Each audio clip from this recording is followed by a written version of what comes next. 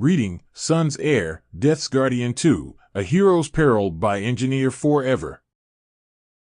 Link to the story in the description.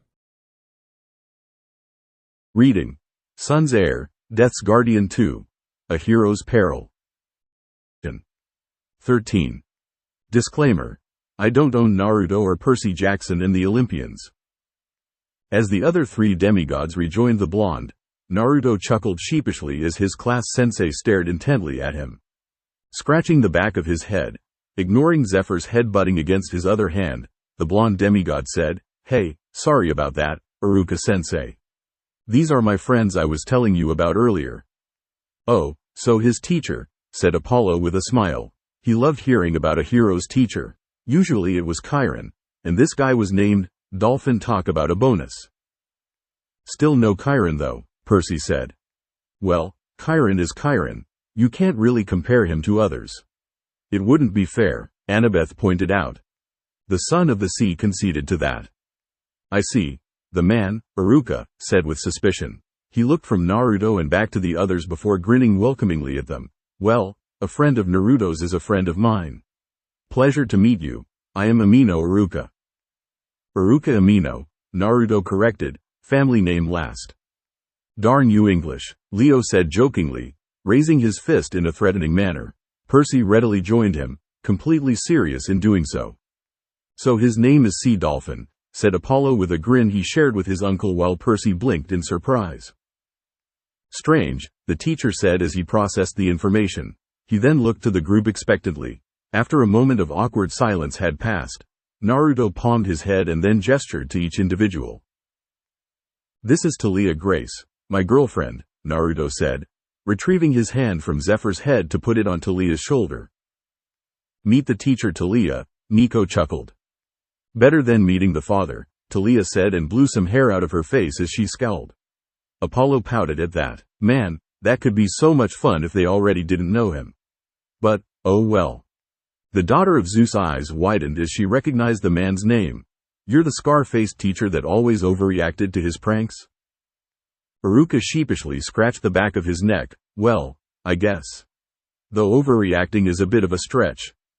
"You tied me up for putting a whoopee cushion on your chair," Naruto deadpanned, making Piper and Jason snicker while Talia smirked at the thought. "Hate to see what he would do to my kids," Hermes said with a sly smile on his face. "If he caught them, that is." "You tried to use the distraction as a means of escape," Iruka countered.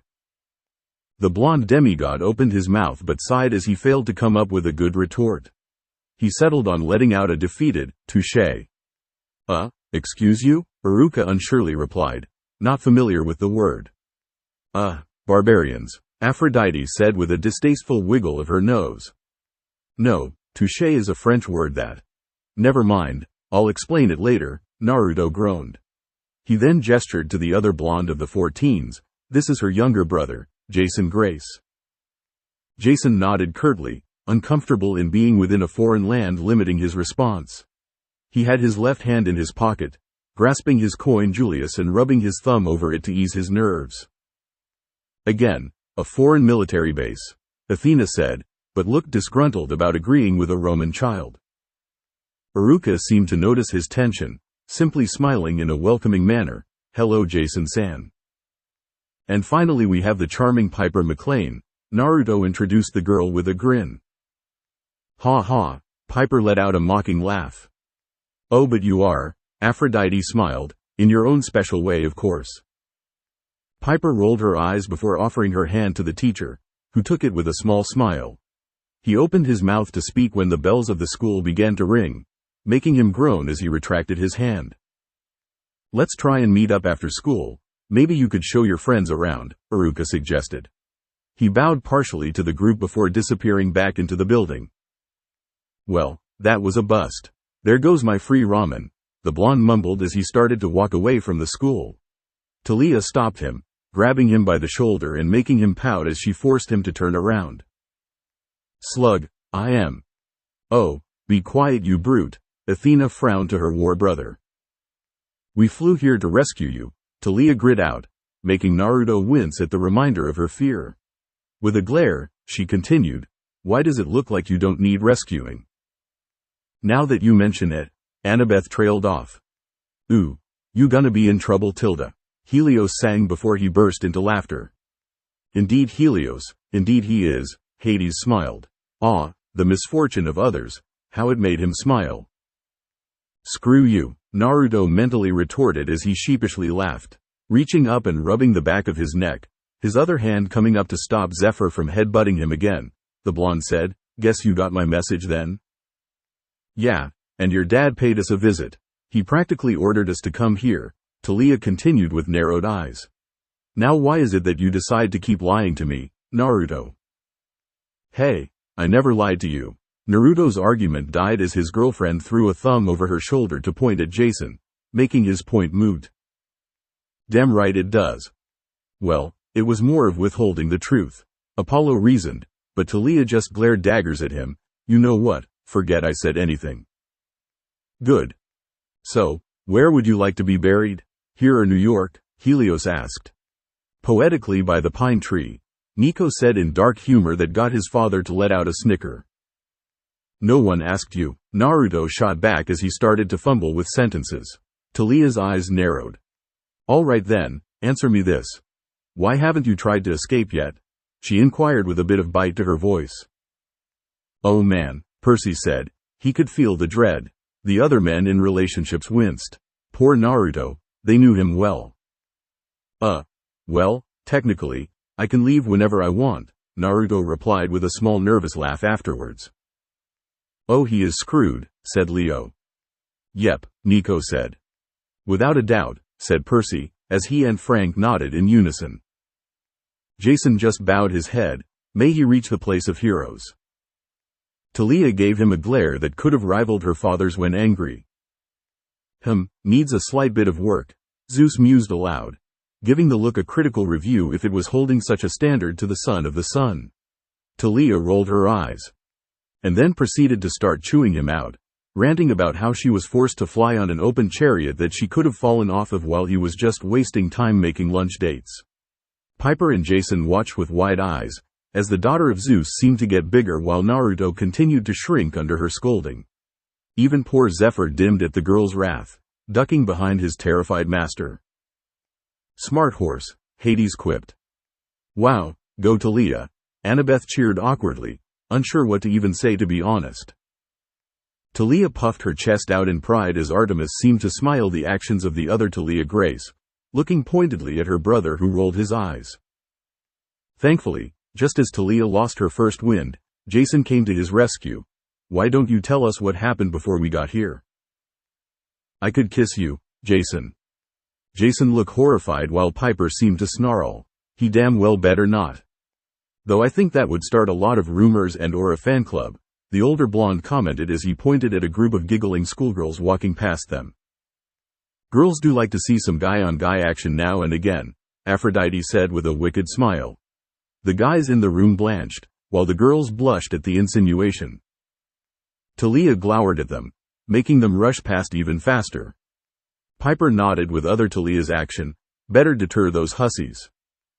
While Jason blinked in confusion. Wow, he's like Percy, Annabeth said with a quirked lip, getting Percy to pout at her. He wasn't that dense. Naruto saw this and continued. The girls in my homeland have either two settings when it comes to good-looking guys kissing. Squeal in ecstasy or rage at the unfairness of the world. Sounds like yaoi fanfic writers alright, Apollo said. Seriously, there was so much /fiction, you would not believe it.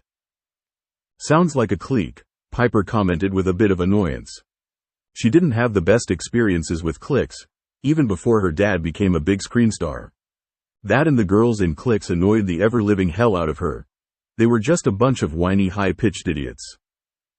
You know it, girl, Piper said as she smirked with crossed arms, getting her mother to pout prettily. Wouldn't know, Naruto shrugged before stumbling as Zephyr butted him in the shoulder. Looking to his steed, Naruto said, Zephyr, stop doing that. If you want to stick around you have to stop headbutting me. Sorry master, the spirit apologized. Stop calling me master, Naruto mumbled as he pat Zephyr on the head. He can't help it, Apollo pointed out. Ahem, Talia cleared her throat to get her boyfriend's attention. Her arms were crossed and she was looking at him expectantly. The son of Apollo sheepishly laughed once more before sighing. "All right, it went like this," Naruto began. Kiba glared at Naruto as he began unfolding a large parchment on the ground. "Why isn't he restrained? He's a traitor." "Oas, someone kill him already," Ares groaned. "Do the world a favor." "You want to personally get introduced to the dirt again?" Naruto asked as his brow arched. The dog-like warrior snarled before returning to his task. "That's right, tell Dogboy who's in charge." The war god nodded. "Little whiny bitch." Shikamaru took a drag of his cigarette while he watched Kiba unroll the large parchment. "Last year we got an A-rank mission. One that came with instructions on how to leave the elemental nations." "How?" Naruto asked. "How did you leave?" "There was a cave at the base of the Hokage monument, leading to the abandoned route headquarters. We found an exit there," Shikamaru explained as he placed a few rocks on the corners of the paper. "Next the exit there was a triangle."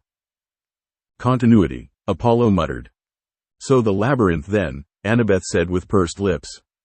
"Which we assumed Danzo had carved into the wall and used to escape trial."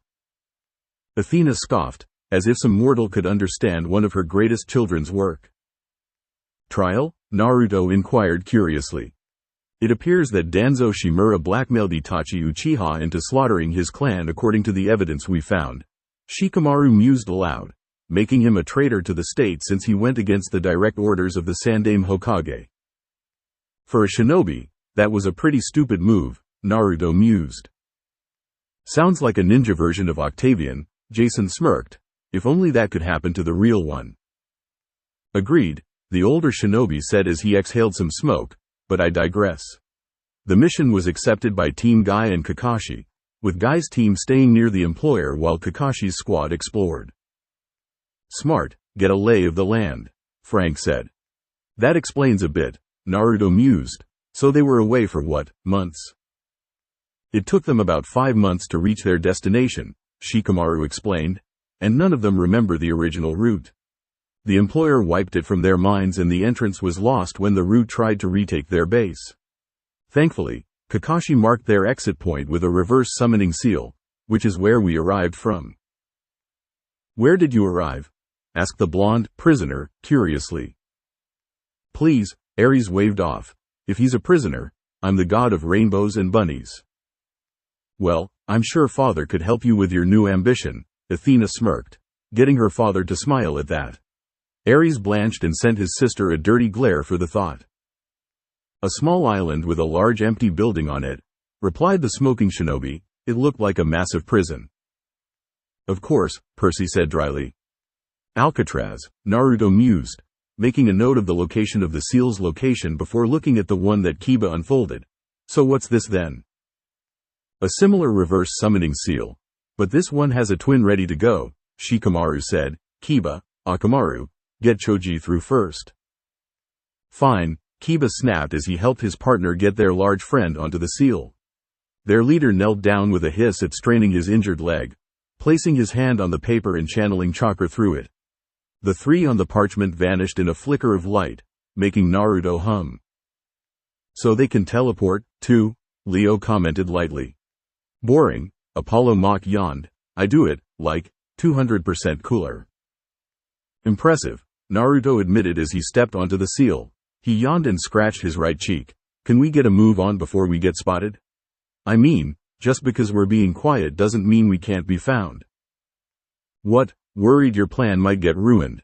Shikamaru sardonically asked as he pushed himself back onto his feet and stepped on the seal next to the blonde. "Just shut up and do it," Naruto snapped. "Like a good little prison bitch," Ares jeered. Shikamaru shrugged and began expelling chakra throughout the paper, making them flicker before they vanished. "Wait," Jason interrupted. "What happened to that giant parchment? We didn't see anything when we searched the camp." "A good question," said Jason as he frowned. "What if they could teleport back?" He did not like that. "It's most likely still on the roof of the first cohort," Naruto replied with a shrug. "Don't worry, I smeared a line with my chakra before I fully vanished. They can't use it." "Good," said Jason, nodding in approval. "Nice thinking on Naruto's part." "So where did you end up?" Piper asked. The blonde looked over his shoulder to a large white building. There, Naruto answered with a shudder, the hospital of Konohagakure no Sato. A son of the medicine god, afraid of hospitals? Artemis asked, amusement tickling her throat. Maybe he didn't have the best upbringing, Apollo hissed out, remembering his son's vague past of being alone. Artemis winced, she had forgotten about that.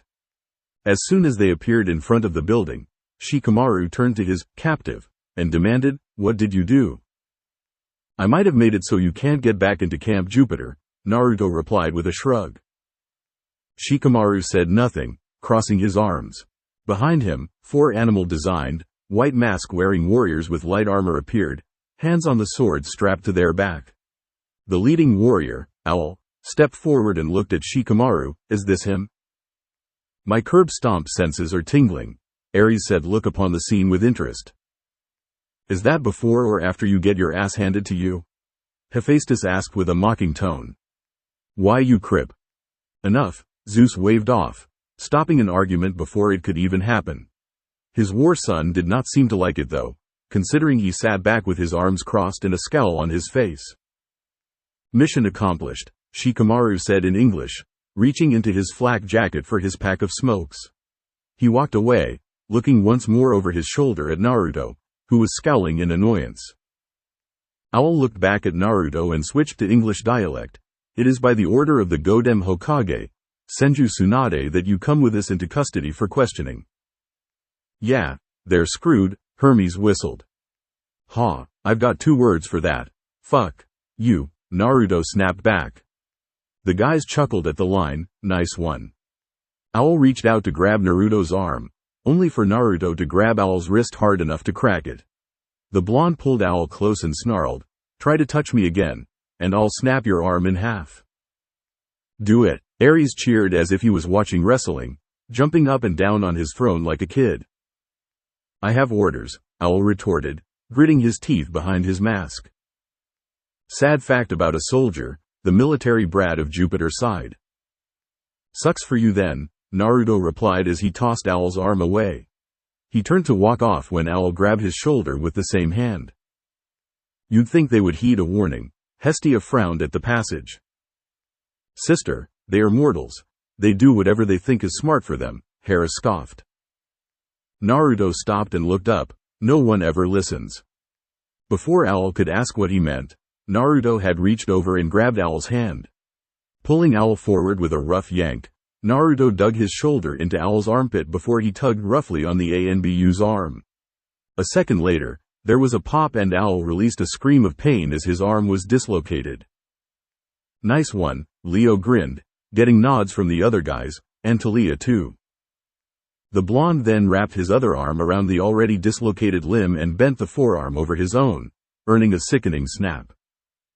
"Now that just adds insult to injury," Hazel said dryly. Hades waved his Roman daughter off. "Nonsense, it was a perfect follow-up." "Damn right," the war god agreed. Owl gave an agonizingly pain-filled scream, to which Naruto scoffed, "Please, at least it's still attached." "Yeah, this is coming from the guy who had his arm and legs ripped off from monster dogs." Percy said dryly, "You get up from that, then you are some kind of crazy." Of course he didn't count since he had water healing powers. He shoved Owl off of him and let the Anbu stumble backward to the ground. His team tensed and moved to attack when Naruto looked at them. A grin spread across his face and he asked, "Do you really want to try and take me on?" "Don't just stand there," Owl snapped as he backed up to a knee. "Arrest." "Seriously, all they do is yap yap yap," Ares mocked. "By order, just kill them. It would make it quiet or just bloodier." "Stuff it," Naruto interrupted the Anbu with a thrust kick to the chest, kicking him through the side of the white building. "Did he just Spartan kick a guy into a hospital?" Nico asked blinking.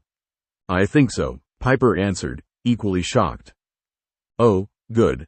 I thought I was the only one that saw that. So friggin' cool." The Ghost King smiled. "I know," Leo agreed instantly. When the smoke and dust cleared, the blonde demigod was satisfied to see Owl lying on his back on the ground, people gathering around him. Naruto turned back to the Anbu and asked, again, "Do you really want to take me on?" "Please," Do it, you maggots.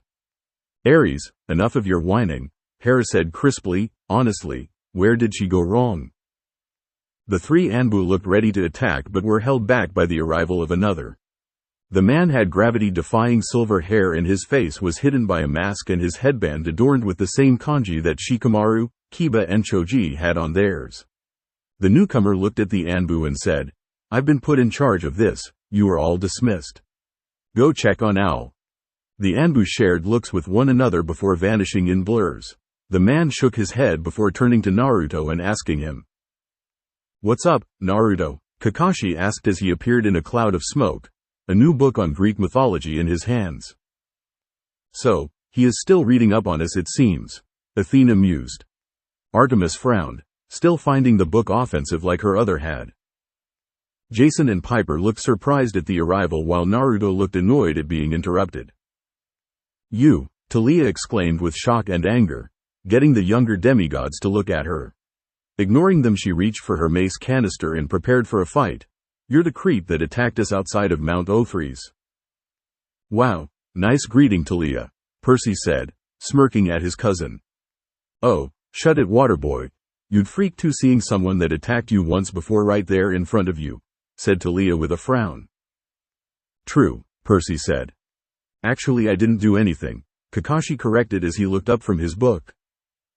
Scarecrow Man speaks the truth. Leo nodded, getting some looks for his comment. What? His mask and hair are cool. His eye locked on Zephyr and calmly he said, I don't know if you know this, but your horse is on fire. I like him. He has a good sense of humor, Poseidon chuckled. He's a special kind of summon, Naruto explained before asking, is she finally ready to see me? She's managed to sober up a bit, Kakashi replied with a shrug. Ooh, Dionysus said, wondering who it was. But you should be warned that her aides are still with her. Well, this is going to be fantastic then, the blonde groaned. He looked at Zephyr apologetically. I need you to stay out of sight for a bit, Zephyr. Go wait atop that building. Zephyr followed his master's point and then returned his flame-filled gaze to Naruto, nodding. Zephyr whinnied and reared back before shooting off into the sky, a trail of fire behind him. Kakashi blinked and shrugged. He'd seen weirder than a fiery horse take off into the sky when he was in the war. How many wars have they had? None that we would know, Athena told her brother blandly, honestly. That was awesome, Piper said with a grin. Jason nodded and Talia begrudgingly agreed that the takeoff looked better when not part of it. Give her a bit, she'll warm up to him. No, she won't, Talia quipped to the archery god. The blonde sighed and pinched the bridge of his nose before looking at Kakashi. Let's go get this over with, Naruto said, getting a nod from his former teacher. Kakashi turned around and led the four to a large red building with a pale orange tiling rooftop. It was about 60 feet in height and rounded, giving it a width of, once more, about 60 feet. There was a large circle above the entrance with a strange symbol carved into it. Naruto caught their curious gazes at the symbol and explained, the kanji for fire, you'll see it a lot because that is the name of this land. Hai no Kuni, Talia muttered, I remember you telling me about it. I just never expected it to be so green. Grover would love it there, Percy mused. Seems so lush, out of touch from pollution and just sheer nature. Annabeth whispered in awe. It was named such for the weather, Kakashi answered while turning another page in his book. Always warm, usually clear skies save for the occasional clouds. Hey, and since we have no power there, Hades mused, someone can't have a fit there. I do not have fits all the time. So you admit you have fits? Blast you, Zeus simmered to his laughing undead brother. Here we are, Naruto said as he put his hand on the massive building's door and pushed it open while Kakashi got the other. The three newcomers were surprised that after the door was opened there was a large wall not 10 feet from them. Adorning the side of the wall were 5 large pictures of 4 men and 1 woman, more of the strange language written beneath the frames. This is the Hokage mansion, Kakashi explained. Each Hokage lives here during their role as village leader, and depending on the person it can be either a short stay or one for the rest of their life. Cool, my mortal pad, Apollo grinned. Too bad you died, huh? Hermes grinned to him, getting the sun god to frown at that. True, that must have sucked big time. From left to right are the 1st to 5th Hokage. First, Hashirama Senju. He doesn't look as serious as he does on the mountain, Naruto mused, referring to the smiling face that greeted every newcomer to the Hokage mansion. Next came his younger brother, Tobirama Senju, Kakashi said, gesturing to the image of the white-haired man, and no, he wasn't old. That's just how his hair was. It's normal for people here to have strange colored hair, Naruto explained to the confused Piper and Jason. Taliah recalled the other shinobi she met 6 months prior and shuddered at the thought of the girl with pink hair. That was natural? Those poor mortals. Aphrodite frowned for their saddening genes. Just goes to show you, not all of them could be pretty. After him came the first student, Hiruzen Sarutobi, the aloof shinobi said as he pointed at the slightly older-looking man with a pointed goatee. Naruto smiled fondly at the picture, remembering the last few years of his pseudo-grandfather's life. So he raised Naruto, huh? Hazel asked.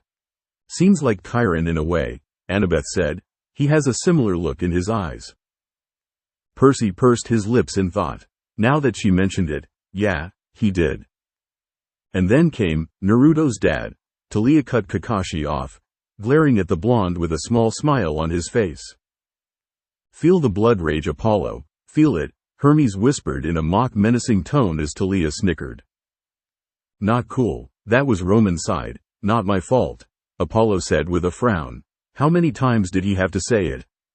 Jason whistled in awe while Piper gaped. The daughter of Aphrodite looked to the son of Apollo, getting a shake of the head, stating that now was not the time for answers of the Greek variety. Curious little thing you are, the girl's mother smiled, the daughter giving a sly one back. I was going to say my sensei, Kakashi grumbled, making Taliah swivel her gaze to him in surprise while Naruto's eyes rolled. You had someone who knew of you, and yet they still didn't tell him of your mortal guise? Athena asked, a frown marring her face. Apollo frowned as well, not liking it at all. Something that would have been awesome to know while training, the blonde said, getting a deadpan look from the man.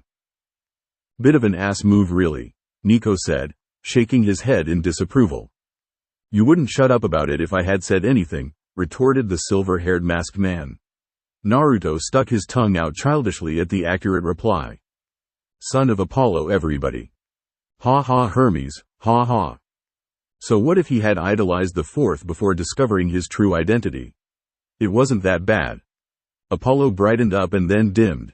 Aw, Naruto said he had. Aw man. And the last one? Jason asked. Kakashi cleared his throat and prepared to speak when a woman's shout in a foreign language cut him off. They're late. Is waiting for us, Naruto said with a smirk. He gestured to the stairs on the left and the four followed him up.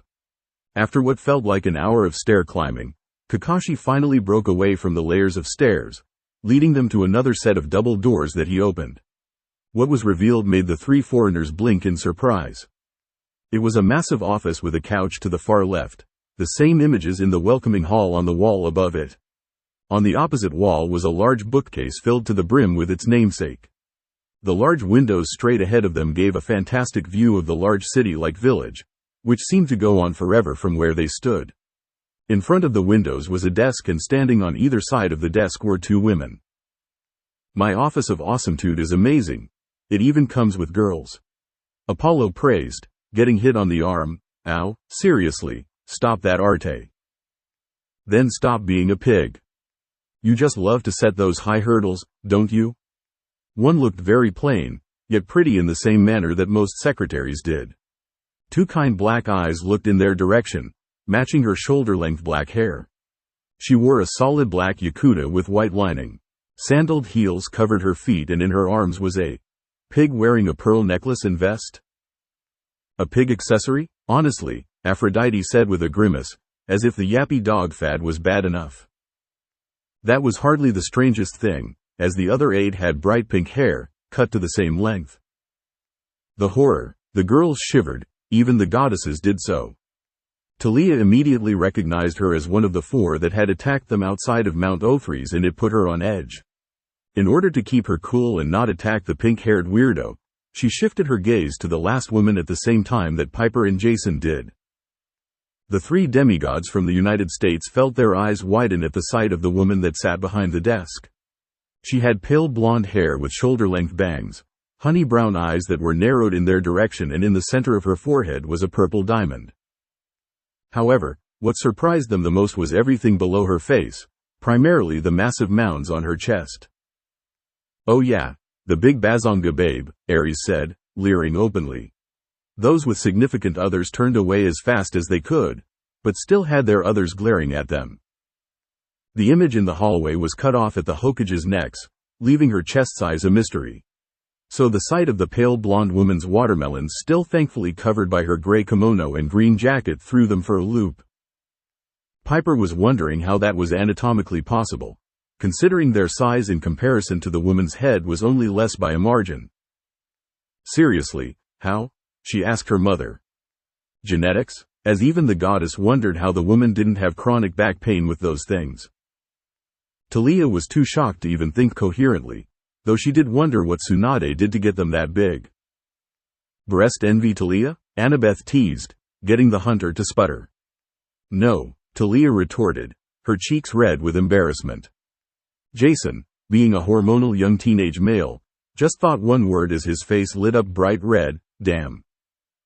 Zeus nodded to his son. He could understand his reaction. Sadly, Piper didn't, and slapped Jason upside the head.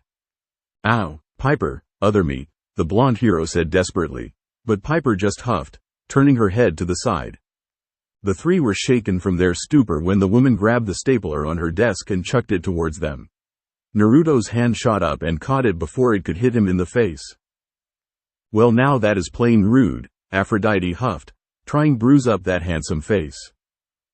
Lowering it with a look of annoyance on his face, tossing the impromptu weapon back, the Guardian asked, "What did I do to earn a stapler being thrown at my face?" "You know damn well what you did," the woman retorted with a glare. "Explanations are well overdue, brat."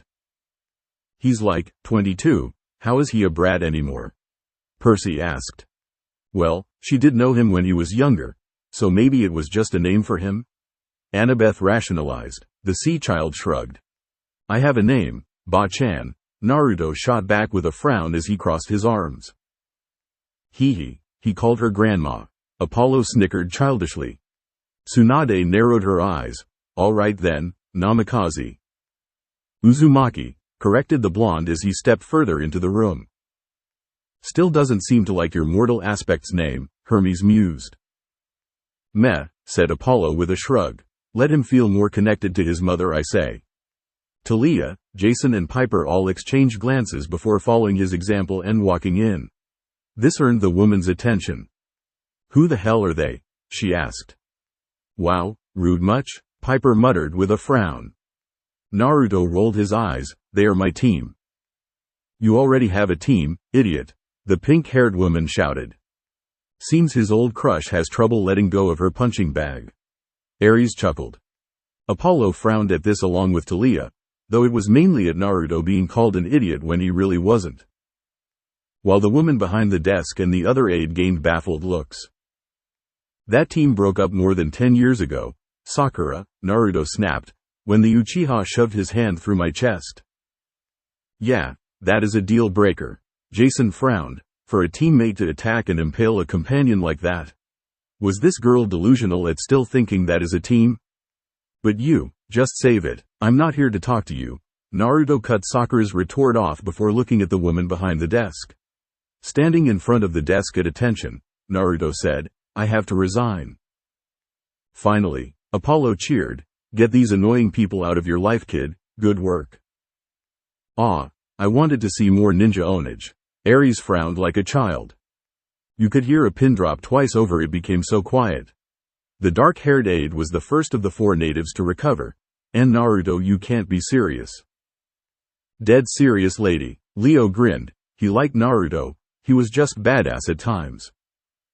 The blonde demigod sighed and felt the depression build up within him as he addressed her.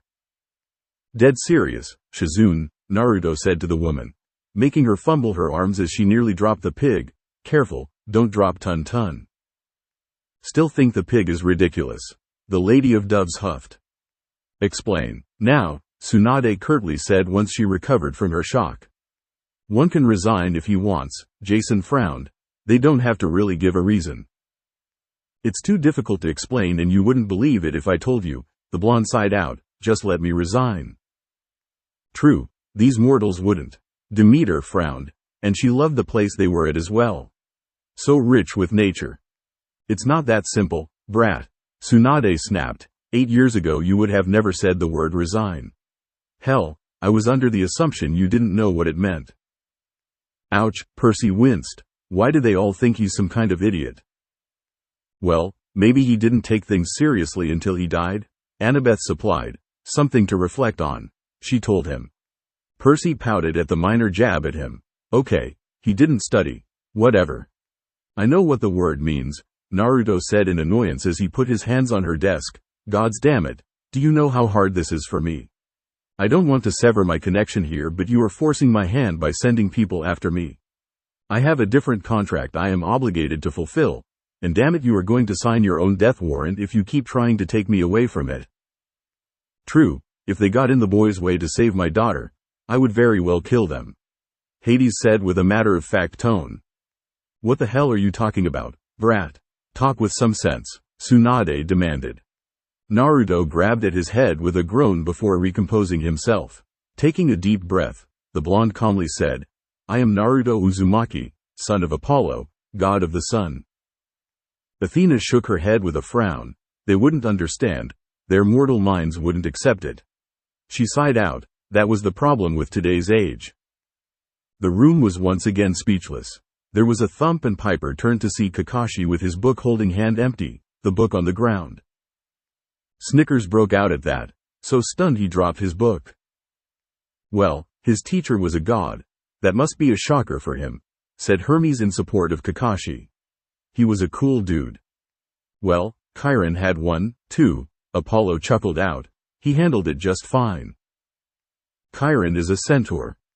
PSH, details. The first to recover this time was the Hokage, who grabbed the blonde's shirt and pulled him down to look her in the eye. Who told you that load of bullshit? Tsunade asked with narrowed eyes. Your father's name was Minato Namikaze. Hey, lay off the good sexy boob lady, Apollo said in a serious tone, but Artemis still slapped him for slipping in the remark of the woman's chest. Which was an alias of Apollo's, replied the blonde. I told you that you wouldn't believe me. Then why bother saying it? Nico asked in a dry tone. Well, he had to say something. Hazel trailed off, but sounded unsure. Because it's a load of horseshit, snapped the Hokage. Hey, Poseidon said sternly, don't bring the horses into this. Naruto glared at her, since he couldn't lie and that even trying to would get him even further interrogated, and she glared back in disbelief. The two remained silent after that exchange, glaring at each other. Their contest of wills was broken when the doors were thrown open and two old people, a man and woman, entered. They both had long white robes on and the scowl of a tired warrior on their faces. TCH, just relics that are too old to fight. Ares said, boredom in his tone at seeing the aged warriors. The woman smiled lightly in Naruto's direction before looking to Tsunade. Congratulations Tsunade-sama, you've brought our village's hero home. Now, we must prepare him for... Hold it there, Grandma, Naruto interjected with a scowl. Last I checked this was a private meeting. A meeting for what? The woman asked briskly. My resignation, Naruto nonchalantly replied. Nice bomb drop, Percy snickered.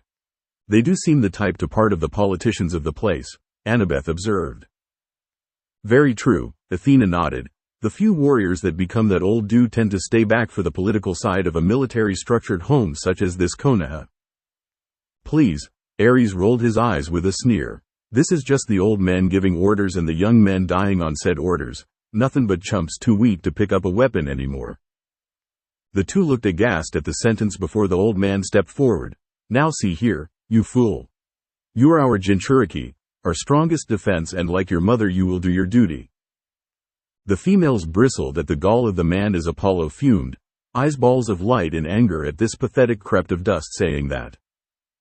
Wait, That means that Naruto's mother was also a Jinchuriki, right? Leo asked. Seems so. Annabeth frowned. What a terrible thing to do, forcing a demon into someone. You do not talk about my mother, snarled the blonde, focusing his killing intent on the elders. You don't even think about my mother, do you understand me? You tell them, kid, the sun god agreed readily. We have ways of making you cooperate, the man said. Oh please, lame. Piper rolled her eyes, that was such a cliché line. He looked to the sole shinobi in the room and said, get Yamato in here. So he can do what? Grow a tree around me? What good would that do? Naruto retorted with a snort. Demeter sniffed at that, but did agree. How was growing a tree going to make the boy submit to them? He grabbed the edge of his shirt and lifted it up, revealing his bare and toned stomach to the room. Aphrodite let out a wolf whistle while Artemis groaned. The blonde then, see this? I'm flaring my chakra and nothing is showing up. What does that tell you? Where is the Kyuubi, boy? The old woman demanded once she had recovered from her stunned state. It is the weapon of Konohagakure no Sato. The hell it is. I don't remember hearing about anyone other than an Uzumaki being able to handle the Kyuubi. If it should belong to anyone, it's me. Well, more like his mother's family, Athena said. But with him being the last of his line, the demon would fall into his possession. He rounded back on the old man and jabbed his finger into the elder's chest with each word that followed. In short, fuck you. Perfectly said. The war god nodded. Hestia disagreed with the wording though, a bit uneasy at having to say it. You don't have the right to do this. The power of the Kyuubi no Kitsune belongs to Konoha, the elder retorted after stumbling back a bit. We were given it by the Shodai Hokage. Bitch, the aggressive son of Zeus yawned. Seriously. I thought they were warriors, but all they do is shout and complain. He didn't have the right to disperse the Biju to begin with and probably regretted doing so after it happened. In my opinion, the Kyuubi belongs to whomever it wants to belong to. And if you can't accept it then tough tits. Naruto shot back, his bracelet gleaming unnoticed in the bright room. Well, the demon seems happy about that, Apollo said. The demigods were standing in a stunned silence. Piper at the way the blonde continued to rant, and the two Grace siblings at how volatile Naruto could be when he wanted to. Never seen Apollo when he had a temper tantrum. Artemis chuckled with mirth. Apollo pouted at her words. Funny, I remember someone crying when she ruined her first knee-length tunic. Apollo said snidely. Artemis glared heatedly at him. So there, Naruto finished by crossing his arms and sticking his tongue out at the two elders, giving them a raspberry. Hermes just turned to his brother, a quirked lip saying all that needed to be said. Oh shut up you cow thief. The others in the room resisted the urge to palm their own faces at his sudden jump to a childish response. The elders on the other hand were furious, both red-faced and embarrassed at being refused a vital asset. The woman began again, Namikaze-sama, we need the Kyuubi in the upcoming war. And he is busy with one dealing with the fate of the world, not some pathetic country-to-country squabble. Athena dismissed, stupid mortals, the boy had much more to worry about. Don't make me kill you, because I will if you keep pushing me, Naruto cut her off. Kid, stop saying and start doing, Ares said with a scowl. Oh stop your incisive whining, Athena told him. Make me, was the childish retort. I'll make what I did to Danzo look like child's play in comparison. The two immediately narrowed their eyes. You lie. Best part is, he can't. Apollo chimed with a smirk. Nope, Naruto shot back with a smirk as his unique eyes gleamed. I blew his head the fuck up. It was all over the walls. Brains, eye, Sharingan eye. And it was spectacular, Ares praised openly. Best headshot, ever. That certainly got the two to frown as they quickly left the room, Naruto's threat still hanging in the air and fresh in their minds. Losers, Nico snickered. The rest of the silent room stared at the tense blonde like he was a bomb waiting to go off. After the doors closed with a slam, Naruto turned back to Tsunade and pulled the metal clip from his belt, slamming the insignia face down into the Hokage's desk. I resign, Naruto said firmly. Badass moment, right there, Leo chimed with a grin. True, Frank nodded. Tsunade stared down at the forehead protector in horror. When she got word that Naruto refused to come home, she wouldn't believe it. She never once expected him to be serious about this, that maybe it was all leading up to a grand prank of some sort. As funny of a plot twist it would be, sorry lady, Hermes said with a shake of his head. When he started to rant nonsense, Tsunade understood that it was happening, that Naruto was severing his ties with the village. Still, a part of her wouldn't back down, in a desperate attempt to keep a strong warrior, and a pseudo-son. There's that familiarity, Annabeth said, so that was why they seemed so close. In her village, Tsunade looked back up at the whiskered teen and asked, "What about your dream to be Hokage?" Oh, Zeus hummed in interest, his grandson wanted to be the head of his state. As he brought his hand back, Naruto stiffened at the question. His unique sun-filled eyes gave her a look that made Tsunade realize this was a lost cause. And his words only cemented that. I wanted to be Hokage primarily for acknowledgement, so that people would see me and not my burden. I have found a way to achieve it outside of here. Why would I want to leave that behind? Damn right, kiddo, Apollo smiled softly, getting supportive nods from all the demigods and some of the other gods. With a smile that lit up the room he continued, I even found someone that will go against the odds to stand at my side. Someone I could spend the rest of my life with. Ah, the females cooed as even Talia flushed brightly. Talia's cheeks dusted pink, but a small smile came to her face. Seems she's not that mad. Shut it, Annie, Talia pouted, but dang, that was a good line. She was still mad at him, there was no doubt about that, but that line? Her knucklehead could be real smooth when he wanted to be. Ah, her knucklehead, Aphrodite cooed, sending a wink to Ares who grinned wildly back. Everyone blanched at the sign of affection. I suppose there's no delaying it any further, Tsunade reluctantly sighed out. Sakura, go and get Genin Uzumaki's file. About time, said Hephaestus, as even his patience was wearing thin. Tsunade-sama, you can't seriously be thinking about accepting his resignation, Shizune said with wide eyes. Sakura had a matching look on her face, whereas Kakashi, who picked his book back up, had gained a small look of depressed acceptance. Still a cool dude, at least he can accept it, Hermes said with a nod. He had hoped that Naruto might want to return, but as long as the blonde was happy then there was nothing more he could ask for. And that is a good teacher, Percy smirked. Hermes was right, Kakashi was a cool dude. The Godem Hokage shifted her gaze from the blonde to her loyal aide. Do you think I want to? Unfortunately, the law is the law, and as a genin, Naruto has the right to resign from his post without question. Thought so, Jason said. Looking back at the blonde demigod, Tsunade asked, is there anything else, Uzumaki-san? There is one more thing, Naruto said as he reached into his back pouch and pulled out a vial of green and black liquid. Placing it on the desk, Naruto said, I need a cure for this. So she is the shadow slug, huh? Hades said, wondering if she could cure Bianca. Oh, she'd better.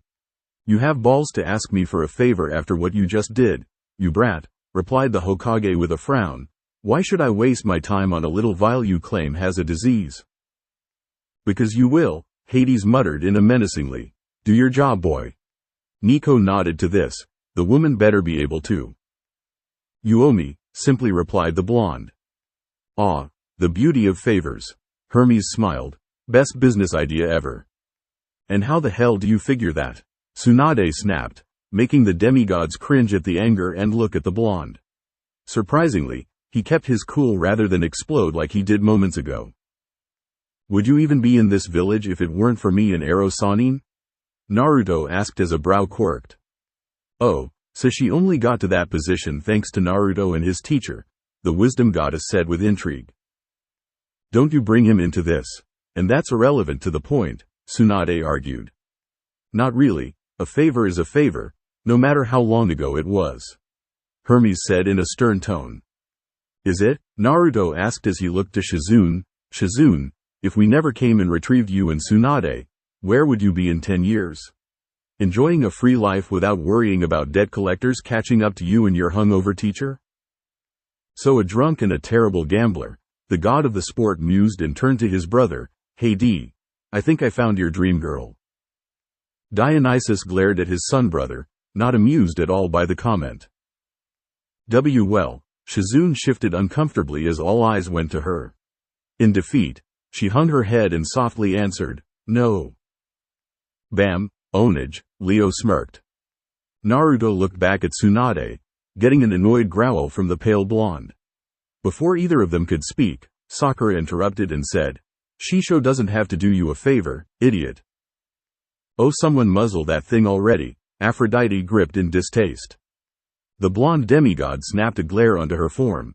I wasn't talking to you. Weren't you supposed to be getting my files anyway? Yes, shoo, the Lady of Doves said with a wave of her hand. Sakura looked livid, but a stern glare from Tsunade, who realized that Naruto had a point with his question, had forced her to keep her mouth shut. As she left the office in a huff, Sakura sent brief looks of anger to the three demigods, considering it their fault that Naruto had changed. More like moved on and being happy now, bitch, Taliah spat out, glaring at the image as well. With the pink-haired woman out of the office, Naruto looked back at Tsunade and said, if there is anything left of the Uzumaki in you, you will help me. If not for your kin, then for the young girl who is stricken with this disease that I promised I would cure. Tsunade's eyes narrowed. A girl? It's her blood that is set before you, the blonde informed the medical genius. Huh, scratch that D. I think she might be perfect for me. Apollo smirked with a leer in his eyes. You'd better not be making this up, crisply warned the Hokage. Now, my kid wouldn't lie about a medical issue. Not cool at all to do. He can't lie in general to save his life. Hermes chuckled, getting a mock glare from his older brother. I swear on my mother's name that it is a patient in need of desperate help. If it were anything else, I wouldn't have bothered coming back, Naruto replied. He hoped the play on Tsunade's maternal instincts and her pride as a doctor would sway this in his favor. Smart move, Annabeth nodded. If not, well, then he can kiss Bianca goodbye as well as his soul for eternal damnation. Hades was very protective of his children and very bitter to those that failed him. Very true, Hades attested, he would do that. He wanted results, not failure. Tsunade kept a hard gaze locked on Naruto before looking down at the green liquid within the vial he had set before her. She grabbed it and held it up to her eye with a scrutinizing gaze before looking back up at him. I'll do it, Tsunade said as she put down the vial and pointed at him. But this is the last thing I'm doing for you, brat. Naruto smiled in relief and bowed his head, quietly so that only the woman before him could hear. He affectionately said, Arigato bachan. Yeah, just get out of here before I change my mind, waved off the woman. Naruto stood upright before turning to leave. He nodded to the demigods and they followed him, making Tsunade's brow furrow. After the 4 teens had left the room, Tsunade said to the man reading in the corner, Kakashi, keep your eye on them. They have something to do with this. Well, it would be natural to keep an eye on the group of strangers, said Athena begrudgingly. Even Jason nodded in agreement with that. The older girl was one of the few Team Kakashi faced in the foreign land, chimed in the Jonin informatively. She and Naruto seem close. They be dating, man, Apollo said with a smirk. Taliah wouldn't stay mad at him forever, he just knew it. They were such an awesome power couple after all. And Taliah was all about power, hee. Watch them, Tsunade said as her eyes went back to the vial in her hand. The silver-haired shinobi vanished in an explosion of smoke without another word. With honey-brown eyes narrowing on the dark green and black liquid, Tsunade mumbled, just what has that brat been up to? Something almighty, that's what, said Percy, who smirked his own joke. Naruto exited the Hokage mansion with a light smile on his face. Well, that went better than I expected it to. What did you expect? Jason asked. Jail time? Nice question to ask, Jason, Piper giggled. What? It was a perfectly fine question to ask in that situation, said Jason as he frowned with a broody look on his face. I'm kidding, the love child teased with a slight smile. More like downright execution, Naruto replied with a shrug. I certainly earned it. It was probably my personal history with Tsunade that saved me from that. Ah, the pros of knowing the head of state, Nico sighed out, getting some laughs. What was that thing you called her? Piper asked curiously as they started to walk through the village. Bachan. What does that mean? Bachan is the equivalent to old lady, once again shrugged the eldest blonde present, making the two younger demigods look at him like he was crazy. The woman didn't look any older than 30, 35 at best. So she's older than she looks, Annabeth said with crossed arms. I knew she could be that good looking. Probably some illusion. As they turned down a fenced pathway that would take them back to the academy, Jason scrutinized the teen with an odd look. You have issues with authority, don't you? Are you just now noticing? Naruto retorted with a roll of his eyes. True, you would have to be pretty slow to not notice that by now. Percy nodded mockingly to Jason, who frowned at his Greek counterpart. It's going to get you killed one day, Helios said chidingly. Indeed it could, Helios. Hades nodded happily. It'll be worth it, shot back the incarnation as a smirk crossed his face. Piper and Jason walked behind the older two demigods, taking in the sights and slowing down their pace consequently. Small talk for the future couple no doubt, Leo teased, getting faint smiles from the couple in question. The blonde looked to his girlfriend, who was now walking along his left side, and lightly nudged her arm. You're awfully quiet. Talia simply gave him a look from the corner of her eye and then returned her gaze forward. The colder shoulder, huh? Percy said. Yep, Talia nodded. It would be what she would do. Naruto frowned at the raven-haired girl's cold shoulder, prompting him to look ahead before he spoke again. I know that no amount of apologies could ever make what I did right, Talia-chan. Nothing I say can make this better, we both know that. Just know that even if you decide to hate me forever, I will still love you. Talia blinked at that while some gaped and most of the women cooed. See, he really is a great boy to be in a relationship. The love goddess said with a smirk. If your other messes this up, then I have nothing but pity for her. The hunter just glared at her for a second before turning back to the story. Talia turned to look at her boyfriend, opening and closing her mouth to say something. Gods, why did he have to have such a silver tongue? Huh, guess he has some skill from his uncle, Hermes said with a puffed chest. Hey, his older brother interjected. I'll have you know I can be a smooth talker, too. So can my kids. But they can't lie. Shut up. Then again, he had a really skilled tongue if their make-out sessions were anything to go by. She was getting off track. No, please, go on. Honestly, Aphrodite, Artemis griped with a tired and annoyed look on her face. What, I was just curious is all, the innocently smiling love goddess retorted. She opened her mouth to really talk, in order to get off what was on her chest. Before Talia could even begin, a familiar annoying voice addressed the blonde first, Naruto. Stupid pink-haired menace, said Aphrodite said with venom while she gritted her teeth. This is not going to end well, Percy said with a grimace. Well, duh Johnson, Mr. D rolled his eyes. The four demigods stopped walking and turned around to see the pink-haired aide running towards them. Naruto groaned and pinched the bridge of his nose as the woman came to a stop in front of them. Why did you resign? Sakura demanded. Geez, he already said it, Hazel said, her tone laced with annoyance. Moving to stand in front of the other three, Naruto defended himself. I told you. I have other duties as the son of Apollo. The pink-haired woman growled, Don't be an idiot, Naruto. There is no god of the sun. If she was real, I would curse her, so bad. Apollo simmered with a deep frown on his face. Oh, that little bitch. And hell agrees completely. Well, yeah, he was the former sun god, so this mortal would piss him off. Hermes reasoned, getting bland glare from his sun brother. If I still had a physical body and most of my godly power, I would smite the holy Tartarus out of her. Helios began to rage. Don't let him hear you say that, Naruto mumbled as he reached up to rub his head from the headache Helios was giving him. What kind of idiot believes they're the child of a god? Continued Sakura. We do, the demigods said, irritation on their faces. They hated stupid skeptics, those people made their life harder at times. I dunno, Maybe the same kind of idiot who promises to risk his life to save someone that doesn't want to be saved, snidely replied the blonde. You were trying to help your friend, Sakura exclaimed. Oh, I think I see what happened here. Aphrodite smirked. Little girl likes the traitor boy. Even though Naruto liked her, she asked him to bring her back for him. She thought with a perfect understanding of the love situation.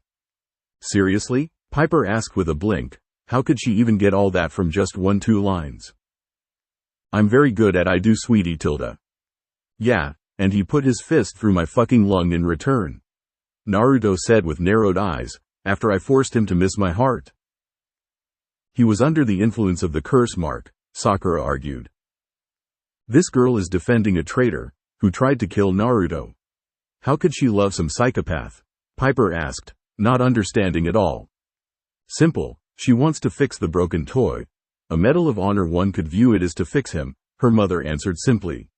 She was really loving this deep view into her domain right now. I beg to differ, retorted the son of Apollo. He seemed pretty coherent when he was driving my skull through the ground from 50 feet in the air. And that cursed healing comes into play once again, Apollo sighed out, both thankful and depressed his kid had to go through that life. This isn't like you, Sakura announced. The Naruto I knew wouldn't just abandon his friends for a bunch of delusional kids. Why, you little bye. Talia, Artemis said sternly to her lieutenant, who cowed. Though the huntress could understand the rage she was feeling, it was still only a story. Jason, Piper and Talia all glared at the woman for her response.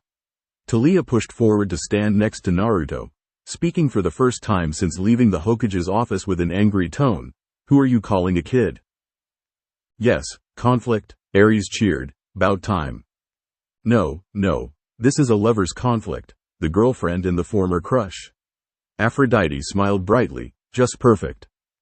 Talia groaned at this, but did wonder what her other would do to the stupid pink-haired bitch. Just stay out of this, Sakura snapped with a glare at the raven-haired girl. You're part of the reason he's acting so stupid.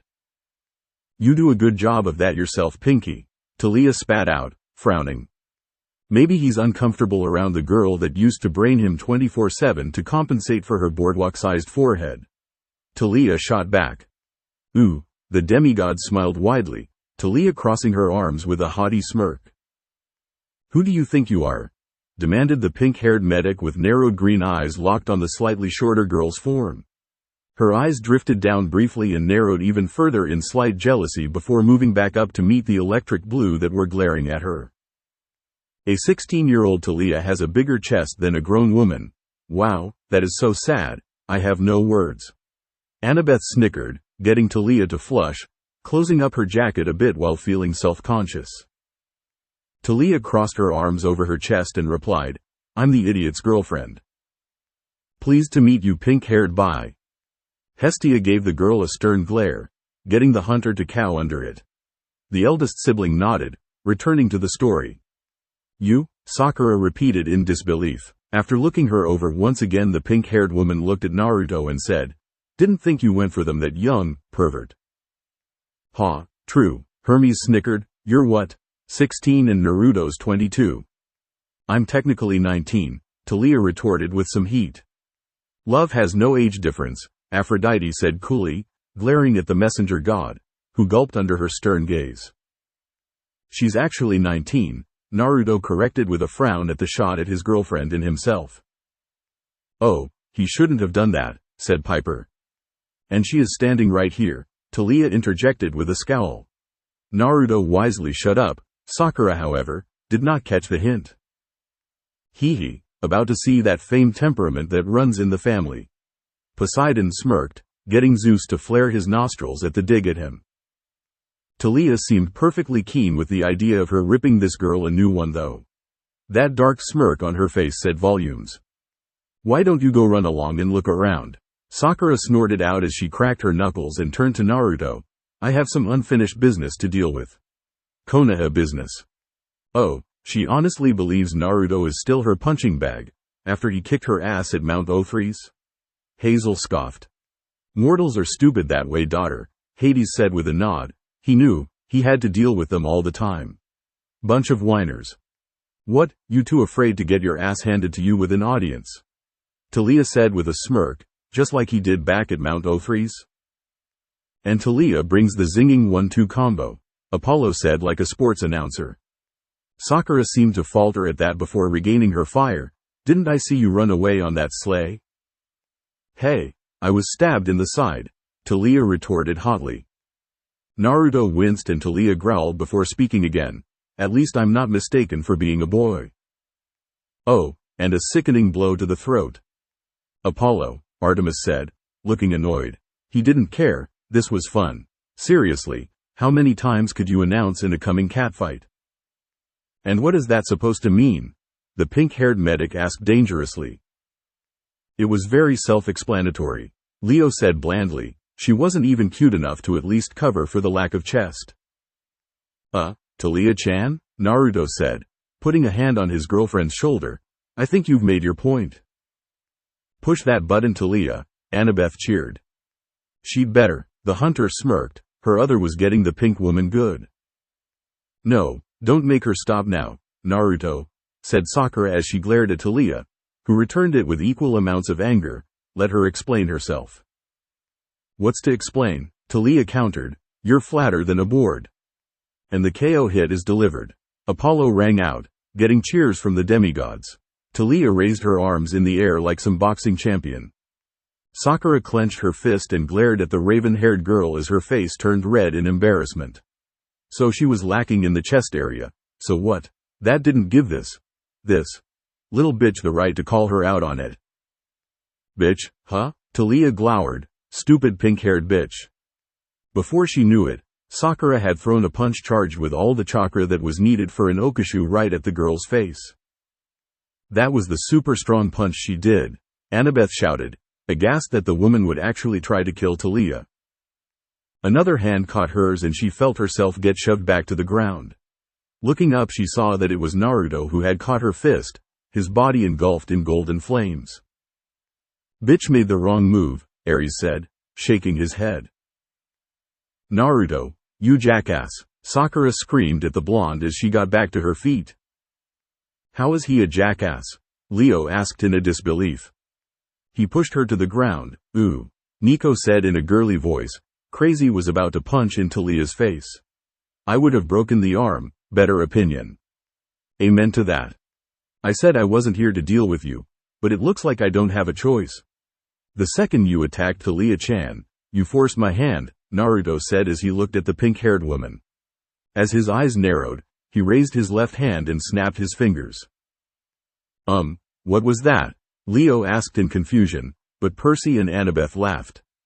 You'll see, the blonde child of wisdom said with mirth. Was it minor? Yes, but it was still slick to do. After seconds passed, Sakura looked at him and asked, what was the point of that, your useless finger snap? Rhyming couplets, nice, Talia smirked. Her eyes widened and Naruto grinned foxily as his golden flames flickered out. Sakura tried again.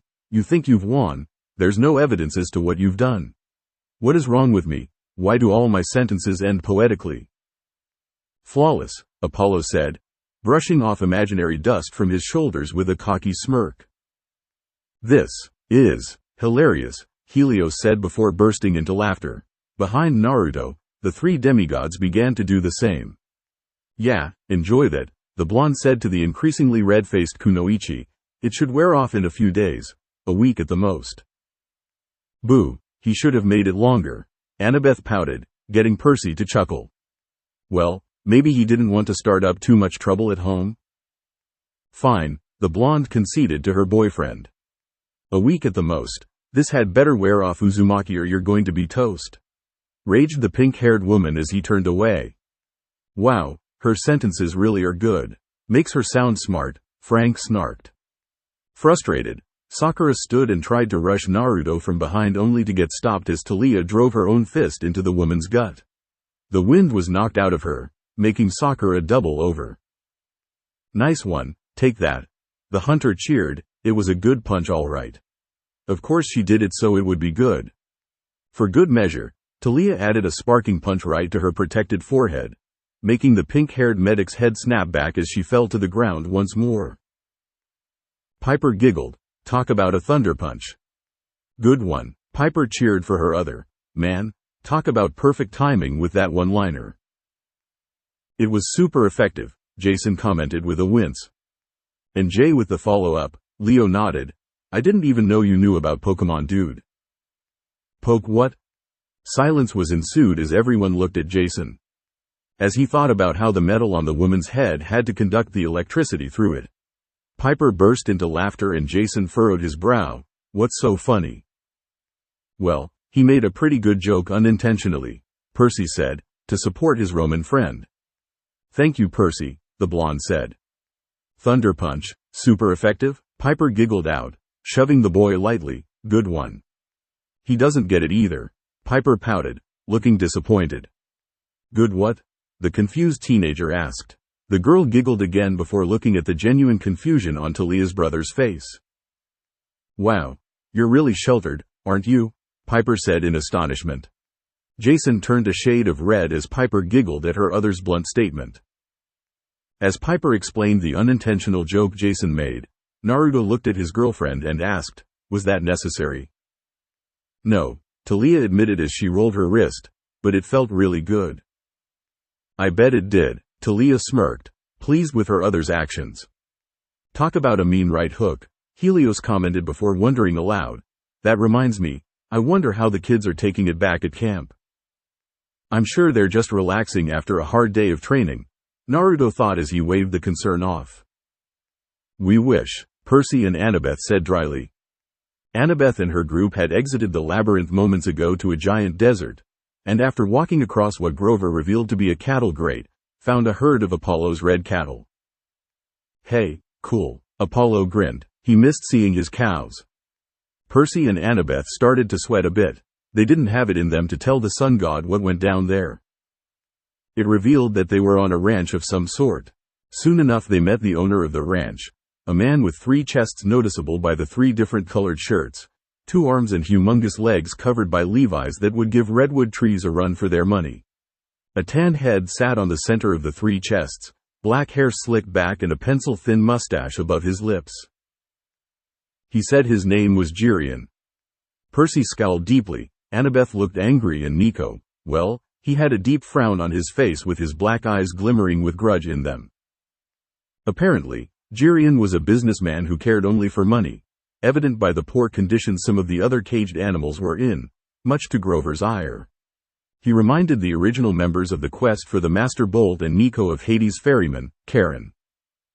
Karen would find that insulting, Hades muttered, but his lip was quirked up. He was just a sly, too, convincing to let them pass without alerting the Titan's forces if one of them performed a task of Heracles, cleaning his carnivorous steed's stables. Hera pursed her lips as Percy grunted, annoyed at the reminder of the task. Percy volunteered, figuring that his lineage with the god of the seas would help in the task. As soon as Percy was led away, the others met the immortal son of Ares and Jirian's herdsman, Eurytion. He, Ares laughed in a low mocking tone. His Smith brother rolled his eyes. Oh shut it. He's a good kid. More like stupid. Where does he get that from, Athena asked her counterpart, getting a growling scowl from the scarred man while Hephaestus smirked. He was a tall, muscled cowboy with white hair and a thick white beard that made him look like Father Time, if Father Time had decided to move to Texas. After a pleasant chat, Eurytion surprised the rest of the group and bound them tightly in ropes. Stupid cowboy, Nico muttered with a pout, hating the fact he got caught by surprise. Annabeth rolled her eyes. He let you stay with him to think, didn't he? She asked him, getting a huffing nod from the child of the Dark One. When I get out of this, you're gonna be sorry, Nico raged as he struggled with his binds. You tell him, Nico cheered on his other. He then grumbled under his breath, I can't believe Percy is escaping this because he's scooping poop. Hey, it was a lot harder than you think, the boy in question said.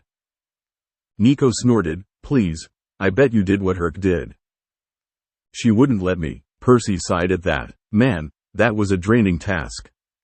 They all say that, Eurytion grumbled as he rolled his eye, dropping Grover next to a whimpering Tyson. You know, Ares said, they really do. Are you using Apollo's cattle to feed monsters for the crooked one? Annabeth asked as she watched one of the red cows chew on grass. What? Apollo hissed out. Hermes flinched. Ouch, talk about bad timing on that one. Geryon was lucky to be in Tartarus at the moment. Eurytion shifted uncomfortably as he looked up, making Annabeth gape. You are? I think I might kill your kid now. Ares, the god of the sun, fumed. By all means, the war god chuckled out. It's the finest source of meat on the planet, Eurytion mumbled with an uncomfortable shrug, and it's not like I have any choice in the matter. Bullshit, Apollo gritted out in fury, light surrounding him slowly. Choice in what matter? Geryon asked as he walked back to the group. Eurytion went quiet as his boss returned, prompting the rancher to jerk his head in the cattle's direction. Don't you have a job to do? Sorry boss, the son of Ares grumbled as he walked away. Geryon shook his head. That buffoon. Takes after his father, that one. Fuck you. He does speak the truth, Athena smirked, getting another growl from her brother. You're feeding Apollo's cattle to the Titan army? Annabeth asked him while shifting in her binds. Her hands reached for a hidden kunai in her jeans belt loop, concealed by her shirt. I didn't have that. Annabeth frowned, her other was going to bust out. I thought I fought him, Percy said. I think other Annie is going to bust out some ninja moves, Talia said as she smirked. Girl power for the win. Nico and Grover saw the handle and started to struggle with their own binds, covering their slight movement towards their quest leader in an effort to hide her plan. Geryon looked at the blonde girl with a smirk. What?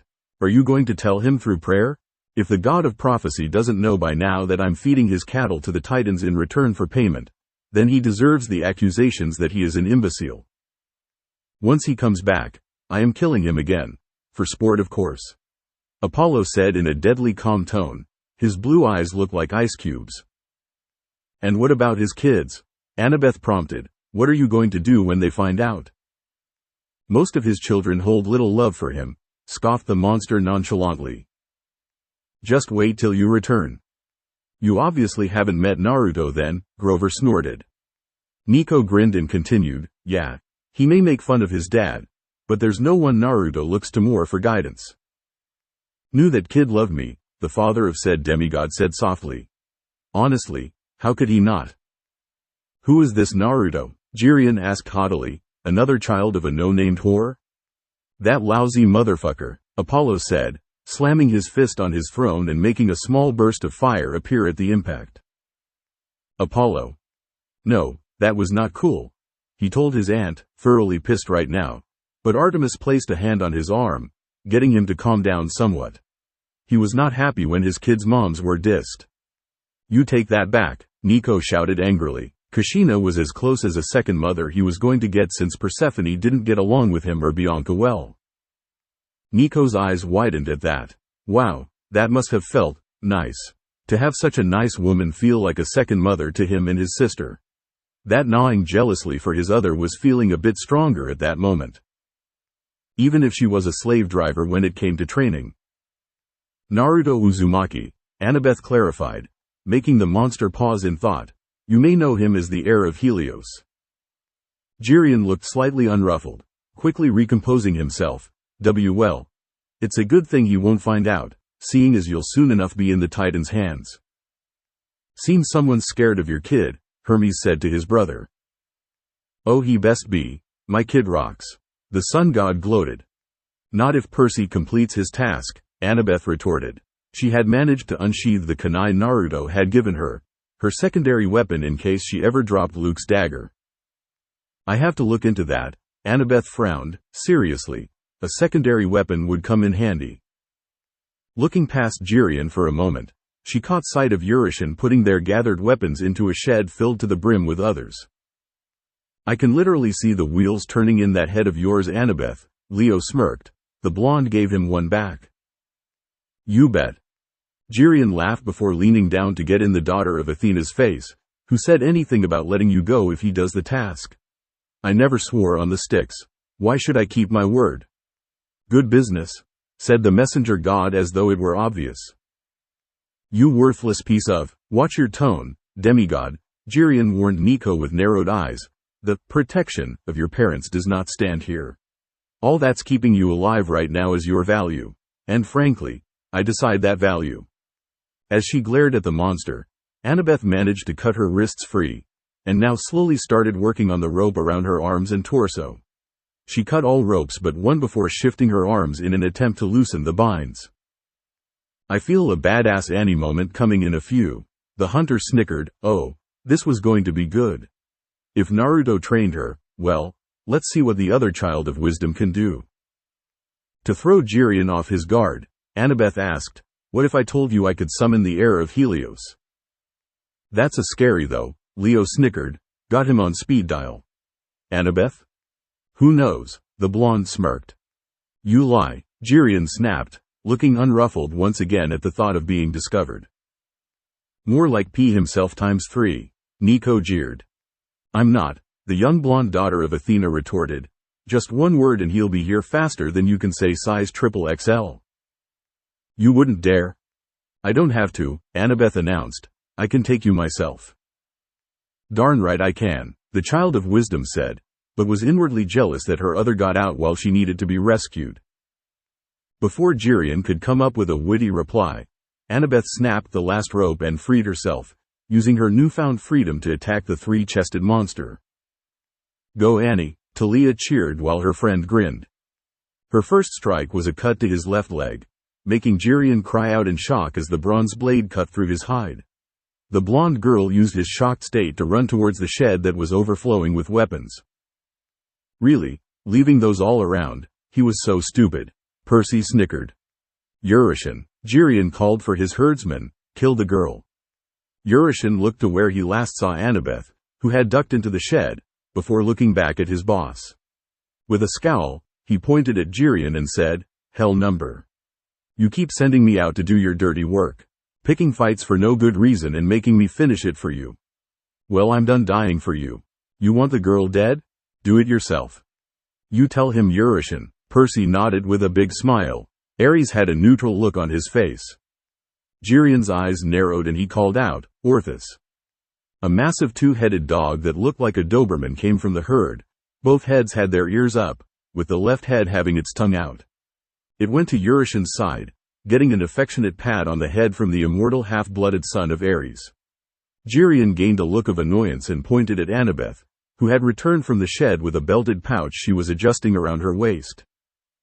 New weapon? Percy asked his girlfriend, getting a pout from her.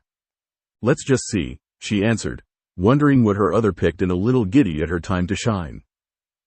Orthus, kill that girl, the rancher insisted. Don't do it, Orthus. Urushin cut in before the dual-headed dog would do just that. This is Jirian's fight. Yeah, fight your own battle, you triple-bodied freak. The son of the sea grinned, knowing his girlfriend would pull off a win. Looking at his boss, the son of Ares warned, if you try and chicken out again, we'll help her against you. About time that kid grew some balls, Ares grunted. Jirian scowled at the threat and opened his mouth to retort. Instead of a sneering warning, the three-chested monster let out a cry of pain, reaching up and grabbing at his shoulder.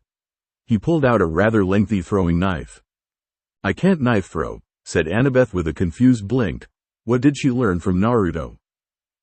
He had taken from a lost demigod who was long since dead, a daughter of Hermes if he recalled correctly. Hermes' giddy look turned into a frown, his fists clenched tightly. Snapping his small eyes on the blonde-haired girl, Annabeth merely reached into the pouch once more, pulling out several similar blades in her hand. Annabeth, the rising ninja, Leo said in a low announcer tone, getting some laughs. You do realize that this means nothing, Jirian sneered as he tossed the blade to the ground. The hole in his far right shoulder closed shut and the monster smirked. I cannot be defeated so easily, girly. My 3 hearts are the ultimate backup system, and it would take a miracle for such a small frail thing like you to stop me. Cocky idiot, Nico snickered out. Annabeth's eye twitched at the claim and she gave the monster a grimace before throwing her knives once again, this time aiming for his head. One grazed his left ear while the monster's hands caught the other 2. He tossed the blades down and gave another smug grin. Okay Annabeth, what do we know about him? Annabeth asked herself as she threw another knife at Jirian's chest. He heals fast. He has 3 hearts, large legs, and he's very slow. Obviously relies on regeneration if his taunts are anything to go by. So that means he's trying to make me tire myself out. Smart. So I can't trick him into killing himself like I could a bad Cyclops or another mindless monster. What does that leave me then? Athena smiled at the fast analysis in her daughter's mind, pride swelling in her chest. Jirian got tired of having to remove knives from his body and began stalking towards the daughter of Athena. Annabeth took note of this and reached into the pouch once more.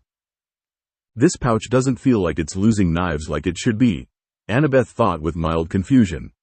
She looked to the knives scattered across the ground and her eyes widened when one flashed before disappearing and a bit of weight was added to her pouch. A grin spread across Annabeth's face. Never-ending knife pouch? Oh, Naruto is going to be so jealous. As a ninja would be, Hermes smirked. He did do some good work for his kids. Annabeth pouted. That looked so useful. It really did. Annabeth's grin vanished when she had to move out of the way of a swipe from the towering Jirian, rushing past him into the herd of red cattle. Hey, don't use my cows as cover. Apollo blanched. Oh, let her be. Athena waved him off, but the god just muttered favoritism. Eurytion and Orthus both moved out of the snarling Jirian's way as he stormed after her, the immortal demigod having a smug smirk on his face. Annabeth came to a stop behind a grazing cow, panting and trying to regain her breath from the run into the herd. She pulled another throwing knife out and slowly peeked out from her hiding spot. Jirian was turning and snarling, shoving Apollo's cattle out of his way as he failed to find the blonde girl. Cows make good cover, who knew? Leo chuckled. There's no way I could bring him down with a guerrilla tactic, mused the daughter of Athena. If this were any other enemy I would keep moving and throwing knives from behind different cows, but that won't work on him. Very true, Jirian is one of the rare regeneration ones, Artemis said with a critical eye. I need to take out all 3 of his hearts in a quick and successive manner. If I had a bow I'd ask Apollo and Artemis for help. Wait. That's it. 3 hearts, 3 blades in quick succession should do it. But I have to get all the shots in at the same time from the same angle. No way, Percy said, his jaw dropping in slight disbelief. She could make that shot. Annabeth was having same thoughts. Stepping out from her current hiding spot, Annabeth called out, Jirian. The monster swiveled from his place and snarled, There you are. Are you finally ready to die? I should be asking you the same thing, Annabeth retorted with a frown as she readied a knife in her right hand. Feel the badassitude, let it flow into you, Annie. Okay, Talia, we get it, Nico rolled his eyes. Aw, shut it, death breath, you're just sour that you're tied up. Shut up. Adorable, but sooner or later you're going to run out of knives, Jirian sneered. Just surrender and I'll make it as painless as possible. I don't think he will, Leo said in a mock whisper. The worst thing you could do in life is give up, Naruto said from a memory of their journey across country. Use the force, Annabeth, Piper said in a ghostly voice. Annabeth pouted, stupid Piper in her movie jokes. Which prompted Annabeth's eyes to harden into a cold steel shade of gray. There's that Athena glare, Poseidon muttered, said Goddess smirked after hearing him. Without another word, Annabeth pulled her right hand over her left shoulder. Closing her eyes for a split second, Annabeth prayed, Apollo, Artemis, please make my aim true. You bet, kiddo, Apollo winked to the girl praying while Artemis smirked, too. Percy frowned, knowing at who really answered that one. Heir smiled widely. The knife left her hand after her eyes snapped open. A second knife left her left hand as the empty right pulled out another. The third knife flew from the daughter of Athena's grasp a second and a half behind the second knife. Annabeth watched in what seemed like slow motion as the knives struck their marks, the left chest being struck dead center, followed by the right and then finishing with the center. Wow, wish I could do that, Talia said with an impressed whistle. Annabeth puffed out her chest. Yes, her other was awesome. And now she wanted to learn how to throw like that, too. Jirian's eyes widened and he stumbled backwards. The monster looked down at his chest, the knives buried into each one with only half of the handles sticking out. Shakily, Jirian looked back at the equally surprised Annabeth, before stumbling backwards and falling to the ground. His hand lifted once more and he watched it as it slowly dissolved away into golden dust. "And stay down," Apollo whooped. "Nice going, Annabeth." It was a fine throw. Artemis nodded, somewhat wishing that Annabeth had indeed joined her hunters. Annabeth slowly felt a small grin spread across her face as Jirian dissolved into golden dust. Her grin fell as she walked forward and found nothing left behind. "That sucks," Hazel frowned. "I know," Frank nodded to his girlfriend. Nothing but the knives she had used to kill him. They vanished in a small flash of light, and she felt the weight return to the pouch on her hip. The daughter of Athena continued to smile after she returned to the other side of the cattle pen, eyeing Eurytion warily. The son of Ares gave her a grin and pat one of Orthus's heads. "Don't worry about us. Jirian lost. You're free to go." "Wuss. More like fairness," Athena said to her war brother. "What about Percy?" Annabeth asked with a frown. "What about me?" Percy asked as he walked into the area from the stables. "And someone misses the party. Geez, Percy," Talia chided, making her cousin frown. He was knee-deep in horse poop. What does she want him to do about it? Looking at the three still tied up and back to Annabeth and Eurytion, the son of Poseidon asked, "Did I miss something?" "Wow dude, you even say that." Leo shook his head in disbelief as Percy turned a bit hot in the face at that. "You have no idea, seaweed brain," said Annabeth as her head shook. "This is a nice outcome and all, but could someone untie us before we burn in the sun?" Nico asked with a hint of annoyance. "I think you could use some color," Percy smirked to the Ghost King who frowned at his words. "I happen to like my skin tone, thank you." "So would a vampire," Hazel giggled at her brother, who turned his frown into a pout. Once the other three members of the quest had been released from their binds, Eurytion offered to make them a meal in order to make up for the ordeal and to thank Annabeth for the idea of how to shift the ranch into his favor. As she would, Athena smiled with an approving nod. They declined the meal, but agreed to a small snack and soda, allowing Percy to relax and tell them about his completed labor. When that was all said and done, Percy looked to Annabeth and asked, "So how did you kill Jirian?" "3 knives to the hearts," she answered with a shrug, with a little help from Naruto's dad and Artemis. "Not really," Percy muttered with a side glance at Hera. "So the rumors are true about Helios Heir?" Eurytion asked, leaning forward with a curious look on his face, "a demigod who holds the soul of the fallen god." "Yeah, that has been popular with the minor gods and immortals, as we've seen so far," Hermes said with a stroke of his chin. "More than true," Percy said as he took a sip of the Mountain Dew he was given. "Helios actually speaks to him." Eurytion whistled and sat back in his seat. "That's a game changer. 2 souls in one body? Wonder what that's like." "Amusing," Hades smirked, getting many nods. "Apparently, really loud," Nico chimed in, recalling moments in January when Naruto would randomly just shout at nothing, claiming to be arguing with Helios. "That just has to be awkward in public," Piper snickered. "It stopped shortly after Bianca fell ill, but it was amusing when it happened." "I would think so," Eurytion mused. He turned to Annabeth and asked, "Did Chiron teach you to throw like that?" "Naruto did," Annabeth replied with a small smile. "Of course he would. You are just so jealous of having someone dot on Annie." Percy huffed. "So what if he did? It felt like there was an even better Luke around." "Well, at least to him it did. He gave me the foundation of what I know today about combat." "Okay, this is new," Annabeth, interest in her voice as she leaned in a bit. "Really?" Nico asked curiously. "Tell us about it," Grover said eagerly. He loved hearing about his old group's earlier days. Eurytion scratched one of Orthus's heads as he listened intently, and Percy put his drink down, looking to the soul girl at the table. "Weave us a tale, Annabeth," Percy smirked.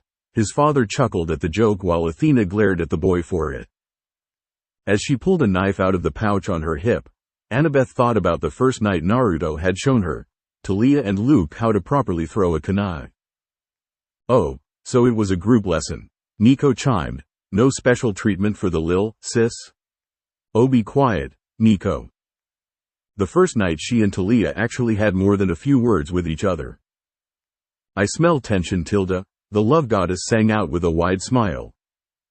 Annabeth and Talia turned to one another with a frown.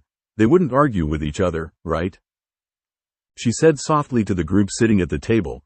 It was the night after we escaped the Colchis Bowl. Yeah, for continuation. Quiet, Apollo, Artemis chided, wanting to hear more. Why would I want to throw my only weapon? Luke asked with a furrowed brow as Naruto helped Annabeth properly grip the knife. Aw, isn't that sweet of him, Tilda? Annabeth turned pink-cheeked at that, stupid Piper and her teasing. He had made it known that he did not agree with this lesson, that maybe turns with Naruto's bow would be more beneficial. True, Hermes said in agreement with his son. Naruto had told him in response that no one but he was to touch the bow, because of the enchantment upon it. Annabeth knew it existed. She once touched it while Naruto slept and became ill for a day. Annabeth frowned along with her mother, who turned to her bow brother. Cursed weapon, really? All the better to keep safe from thieves, Apollo said, taking a sidelong glance at Hermes, who looked offended. Though the way it was crafted, maybe Apollo was onto something. From then on, Naruto kept a close eye on his bow, going as far as to sling it over his shoulder every time he went to sleep. It may not be your only weapon forever, Naruto replied with a sigh as he ducked under another throw from their resident lightning user, Talia-chan. How many times do I have to tell you to grip it firmly but lightly? Yeah, Talia, can't you no learn, right? Nico mocked with stupid words on purpose. Talia flushed. Screw off. How many times do I have to tell you to stop calling me that? Talia retorted with a frown. We know you love it. Annabeth rolled her eyes. Traitor, Talia pouted with crossed arms. Jason gave a light laugh of his own, but stopped when his sister glared at him. Naruto looked at his fellow blonde with a grin. What's the count, Annie? Oh, you little you wouldn't. Well, I have known him longer. TCH. 37, Annabeth said with a smile to her pseudo-brother. Traitor, Talia muttered. Oh, it was all in good fun, said Annabeth. Talia still grumbled. Talia rolled her eyes at the two. Annabeth nearly always sided with Naruto in their arguments. I wouldn't always do that, the blonde child of wisdom frowned. Unless it was silly or stupid. There's the clincher, Annabeth nodded to herself, smiling. She also noticed that Annabeth seemed to smile every time that Naruto successfully annoyed her. Annie, Annabeth just rolled her eyes at the mock hurtful look Talia had on. Oh, this just had gotten 10 times better, Aphrodite said as she nibbled on her bottom lip, giddy at what she knew what was happening. Guess it'll take more than 37, Talia-chan, Naruto said with a smirk to the younger girl, who quickly averted his gaze. You like those eyes, don't you, Talia? Blue must be your color. The love goddess smiled brightly. Talia frowned at the woman, turning her head so her face was out of the goddess' sight, not bothering to give a retort. Annabeth frowned slightly, her finger slipping and accidentally cutting herself on the blade.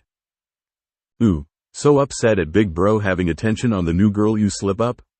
Piper teased the blonde, who flushed at the insinuation of it all. Really, Annabeth, pay attention, Hazel jokingly chided, getting the blonde to flush darker. Ow, she called out, dropping the kunai that was in her hand to the ground. There's some of that absent-mindedness you'd expect of a blonde. Oh, shut up, Piper, Annabeth cried out with flaming cheeks. Careful, Naruto warned as he returned his attention to the younger blonde. He knelt down and picked the small onyx-colored blade up, putting the knife away. Checking her finger wound, the older blonde smiled softly at Annabeth. It's just a small cut. Should be all better if you just wrap it up. There's some of that medical know-how, Apollo nodded approvingly. Yet, you couldn't even let him know about it, his Smith brother pointed out. Go play with your toys, Firebeard. Can't, listening to a story. What about an anesthetic? Luke asked. It could get infected. Annabeth smiled softly at that while Percy looked put out a bit. Naruto shook his head in disagreement. Not if we wash it off first. Come on, Annie, there's a stream over here we can clean it at. Naruto led Annabeth to the stream and gently guided her finger to the water. She hissed in pain as the water coursed over it, and did so once again when Naruto blew lightly on the cut to dry the damp finger. From his shirt, Naruto tore a piece of cloth and wrapped it tightly around the injury. Taliah and Luke, who followed the other two demigods, were silent in awe at the care Naruto showed to the younger blonde girl's finger. "You want a kiss to feel better?" Piper cooed at Annabeth with mirth. Annabeth just growled in embarrassment. "I bet she wanted a kiss somewhere else," the teaser's mother said with a gleam in her eye. The blonde child of wisdom looked like a tomato from how red she was. Tying off the cloth, Naruto grinned at Annabeth and pat her on the head. "See? Easy fix." Annabeth smiled at him thankfully, throwing her arms around his neck and surprising him with a tight hug. Naruto hugged the girl back, his smile still in place. "You know, they do look good together," Aphrodite hummed in approval. Artemis scowled. "She's 7 Aphrodite, by order." "I meant when she got older." "Oh, if only Naruto stuck around," the love goddess sighed out. Annabeth just wanted to crawl into a hole. "Aw, look at you," Luke teased, "just a lovable old teddy bear." "Nice move, kid," Hermes face palmed. Naruto was a get-backer kinda kid. Poor Luke. Pushing the younger daughter of Athena back out of the hug, Naruto said softly, "Annie, I need to go kill Luke. You stay here for a second." "Do us the favor." "Fuck you, Ares," Hermes scowled to his older brother while the war god just laughed. Annabeth giggled as Naruto stood and then ran at the other boy, who yelped impressively before he turned tail and ran. "Something Daddy is good at," said Apollo. Hermes just gave a dull glare to Apollo, stupid arrowhead. Leaving her alone with the equally amused Taliah. "Here it comes, Tilda," Aphrodite smiled while rubbing her hands eagerly. Annabeth's giggles died down and Taliah shook her head, looking to the younger girl with a smile. "Boys, am I right?" "Indeed," Artemis said while Taliah chuckled lightly. Annabeth looked at Taliah with a small frown, making the older girl furrow her brow. "Hey, are you okay?" "And confrontation," the Lady of Doves said in excitement. "Not quiet," Hestia told her with a tiny smile. "Oh pooh. Then it gets a little fuzzy," Annabeth said apologetically to the group, making them sigh in disappointment. "Lair," Aphrodite said with a pout. "Aphrodite," Athena frowned. How dare she say that about her daughter, even though she knew her child was holding back, not lying. Honestly, the nerve. The daughter of Athena smiled reassuringly. "Hey, don't worry. I'm sure I was just a little nervous at being alone with Taliah." "No, she wasn't, Tilda." "Be silent, Aphrodite, and let us hear her out." Artemis rolled her eyes. "Well, at least you take some minor interest in romance. Is Kronos back on the rise?" "You take that back." "Ladies," Apollo shouted. Once he had their attention, he pointed at the screen. "Let's see my little player make some sparks, please." Annabeth just groaned. What the others didn't know was that this was a lie that Annabeth had made up when she realized what she was feeling years after it happened. Percy frowned at this while Annabeth turned pink in the face. She had feelings for Naruto. Oh gods, was this really awkward? Did she have a thing for blondes at that age, or was it some father complex? He was blonde. Oh gods. Annabeth thought back with small pink-tinted cheeks at her possessiveness of Naruto. "Someone get that phone because I called it." "Silence, Aphrodite," Athena said in defense of her daughter, who was really grateful at the moment. "Fine, I'll just enjoy the sparks," the Lady of Doves huffed. Annabeth had a glare locked on the older girl. "Annie," Taliah mocked frowned, but looking a little hurt. "Sorry," said girl muttered. One of accusation as she related the interactions between Naruto and Taliah to the brief interactions Naruto had with a minor goddess Irene back in San Francisco. "There's that goddess thing. Man, this girl just wants to break off a piece of that," Piper said in slight awe of the exotically handsome blonde. The goddess of peace had offered to help Annabeth get to a safe place as long as Naruto stayed with her in San Francisco, insisting that he had had enough fighting in his life already. Of course she would use that as an excuse. Ares huffed. He never did like his half-sister. She still sent him peace advocate emails. Naruto declined kindly, but after that meeting Annabeth was wary of other older fluzzies. "Fluzzies?" Hazel asked the blonde with amused eyes. Really? I was 7, Annabeth said while her cheeks became a healthy shade of pink. She didn't know how to properly say or think floozy at the time. See, Annabeth pointed to support her point. The Earth user just snickered. Fluzzies. Annabeth huffed, turning away from the Roman girl. Around her brother. Don't think I don't know what you're up to, Annabeth announced accusingly. You're trying to take Naruto away. So bold to say it right up front, the love goddess gasped in excitement. Please stop, Annabeth begged. No, I want to hear this, too, said Talia, taking a sidelong glance at the blushing Annabeth. What? Talia asked in surprise, her cheeks flushing. No, I'm not. Yet Tilda. Shut up, Talia shouted to the love goddess, honestly. Yeah, you are, the young blonde girl exclaimed with a scowl on her face. He's my brother and you can't have him. I think she wants more than a brother, Frank muttered, but zipped his lip when Percy gave him a glower. I don't want him, Talia groaned as her cheeks darkened.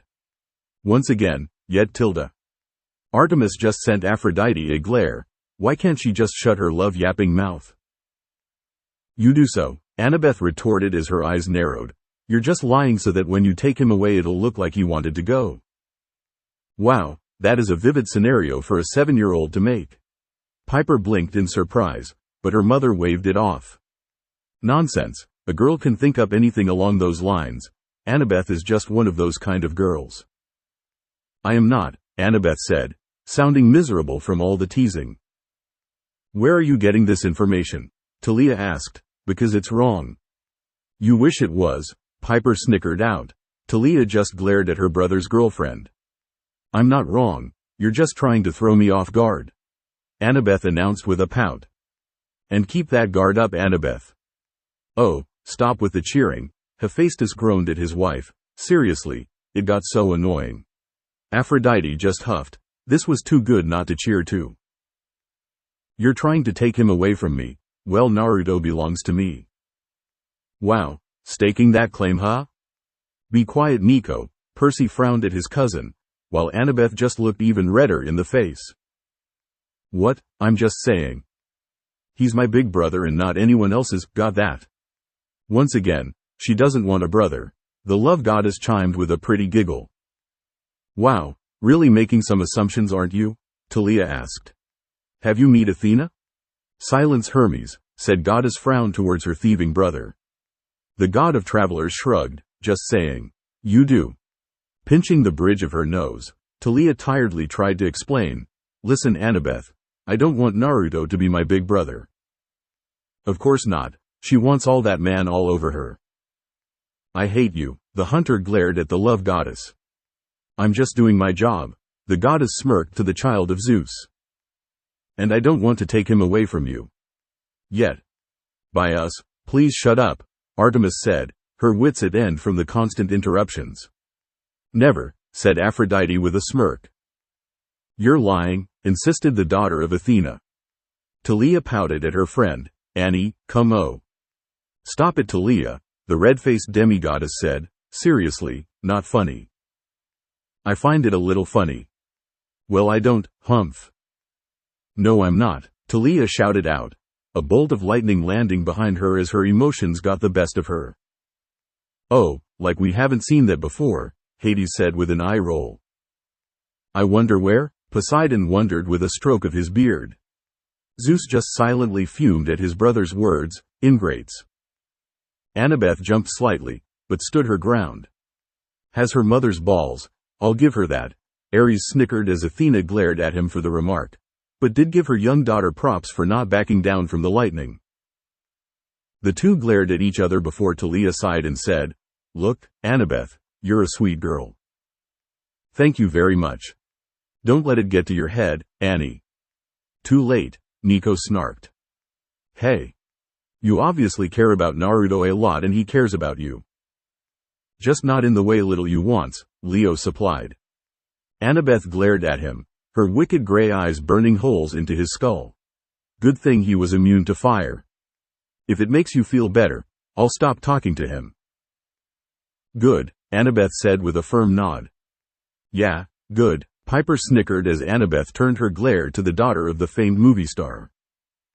But that doesn't mean I'll ignore him if he talks to me first, Talia added.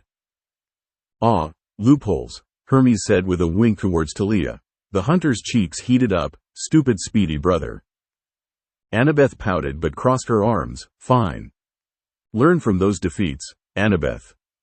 Aphrodite. Athena gave a darker glare to the love goddess. Annabeth just was to curl up into a ball. This was so embarrassing. Can't say I blame you, Percy interjected, snapping Annabeth from the rest of the memory as he took another sip of his Mountain Dew. Percy, the love goddess huffed. It was just getting good. Sorry, said Percy as he rolled his eyes, not sounding sorry at all. Setting the now empty can down, the son of Poseidon looked at Eurytion and asked, Do you have an idea of how to find Hephaestus? I do. Everyone rolled their eyes at the remark from the smith god. Leo snickered though. Nice dad. Thank you, Leo. Suck up, Ares sneered at his nephew. You're asking the right guy, the son of Ares replied. Grinning at the two, he continued, Well, can't say I do want to give this gift up, but I figure you guys can use it more than me. Not to mention that I owe the both of you for taking care of the carnivorous steed's crap and killing Geryon. Eurytion left the group of 5 and went to the shed, quickly returning with something in his hand that made Annabeth cry out in surprise, Spider. So your fault they have that fear, Poseidon told his rival as she glared at him for the remark. Easy, easy, the son of Ares said as he set the small machine down on the table. The still unnerved daughter of Athena looked at the machine warily while Eurytion said, This little thing should lead you right to my uncle. He gave it to me after I helped him prank my father. Little asshole. Ares, his mother scolded. Bah, the war god waved off as his full-blooded brother laughed deeply and he glared at the smith. That sounds like an interesting story, Percy said, only to get nudged by Annabeth. Ah, I wanted to hear it, Hermes pouted. Screw you, Speedstick. The daughter of Athena looked for a brief second at the spider before looking at the herdsman with an apologetic smile. Thank you, Eurytion, but we really need to get going. She then looked at the spider again, her heart racing as she did. Just because it was not real did not mean it wasn't as terrifying. I thought it was a little cute. Percy laughed lightly as his girlfriend in the arm slapped him half-heartedly. He just wrapped an arm around her, getting her to snuggle close to him.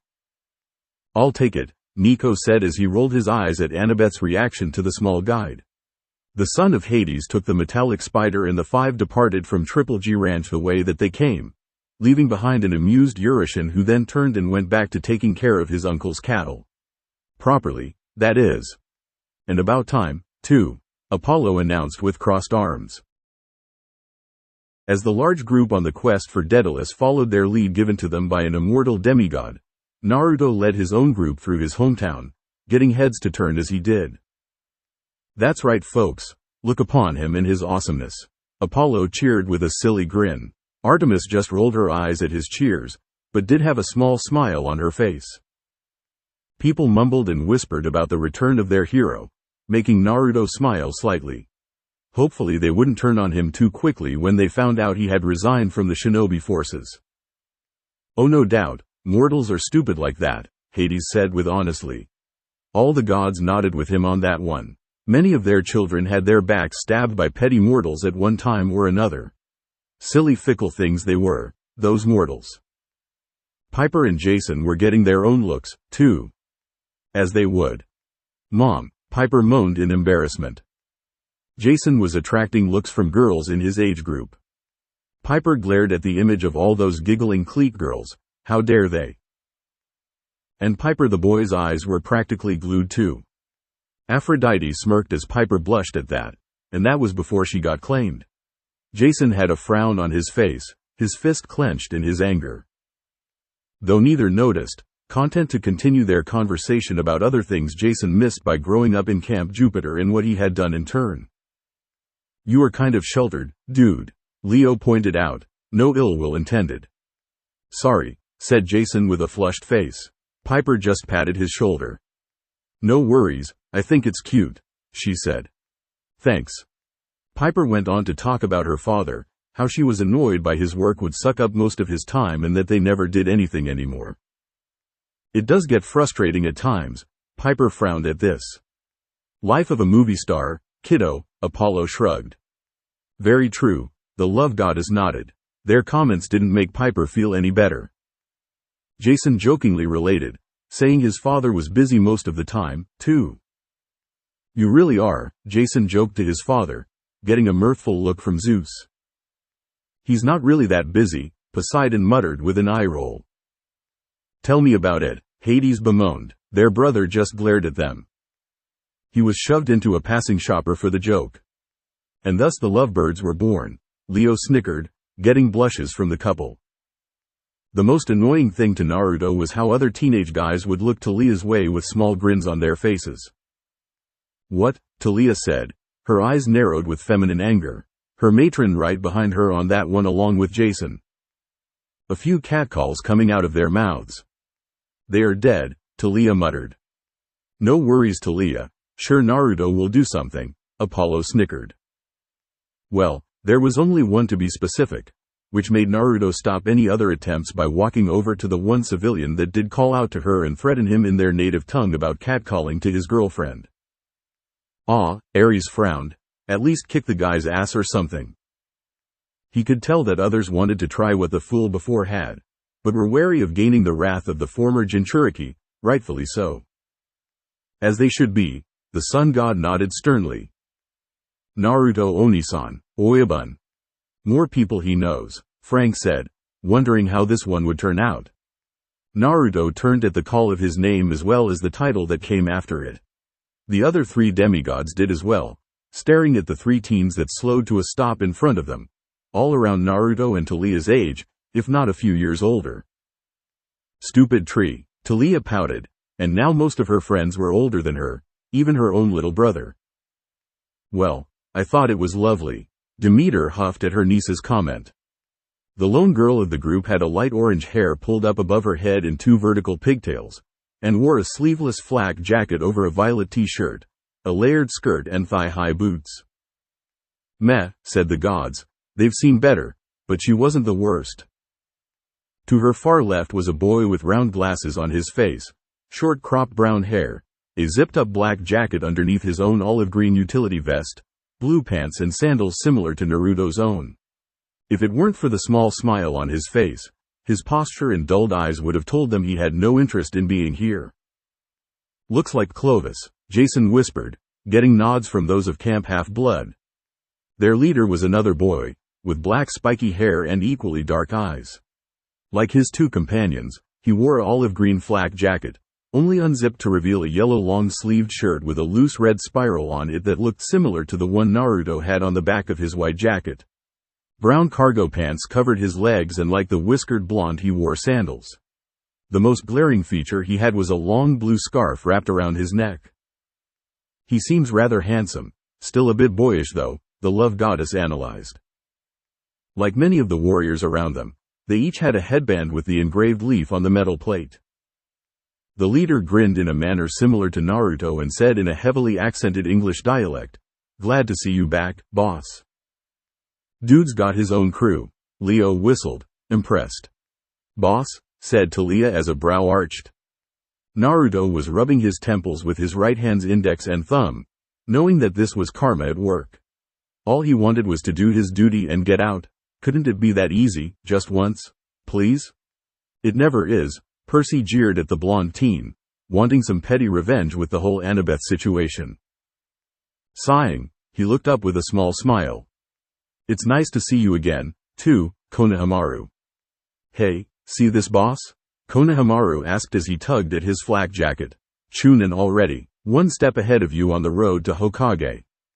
Poor boy doesn't even know Naruto doesn't even care for that title anymore. Hazel shook her head. I see that, Konohamaru, said Naruto with a small chuckle at his enthusiasm.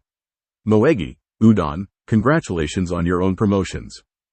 The two grinned and synchronized a thank you that impressed the foreign demigods. Very polite brats, unlike the rest of you lot, Dionysus jeered at the demigods. The demigods just frowned and grumbled about the wine god. Dionysus chose to ignore them. So where've you been, boss?" asked Konohamaru as he eyed the newcomers curiously. His keen eye noticed the close distance Taliah kept between him and herself and gave her a once-over.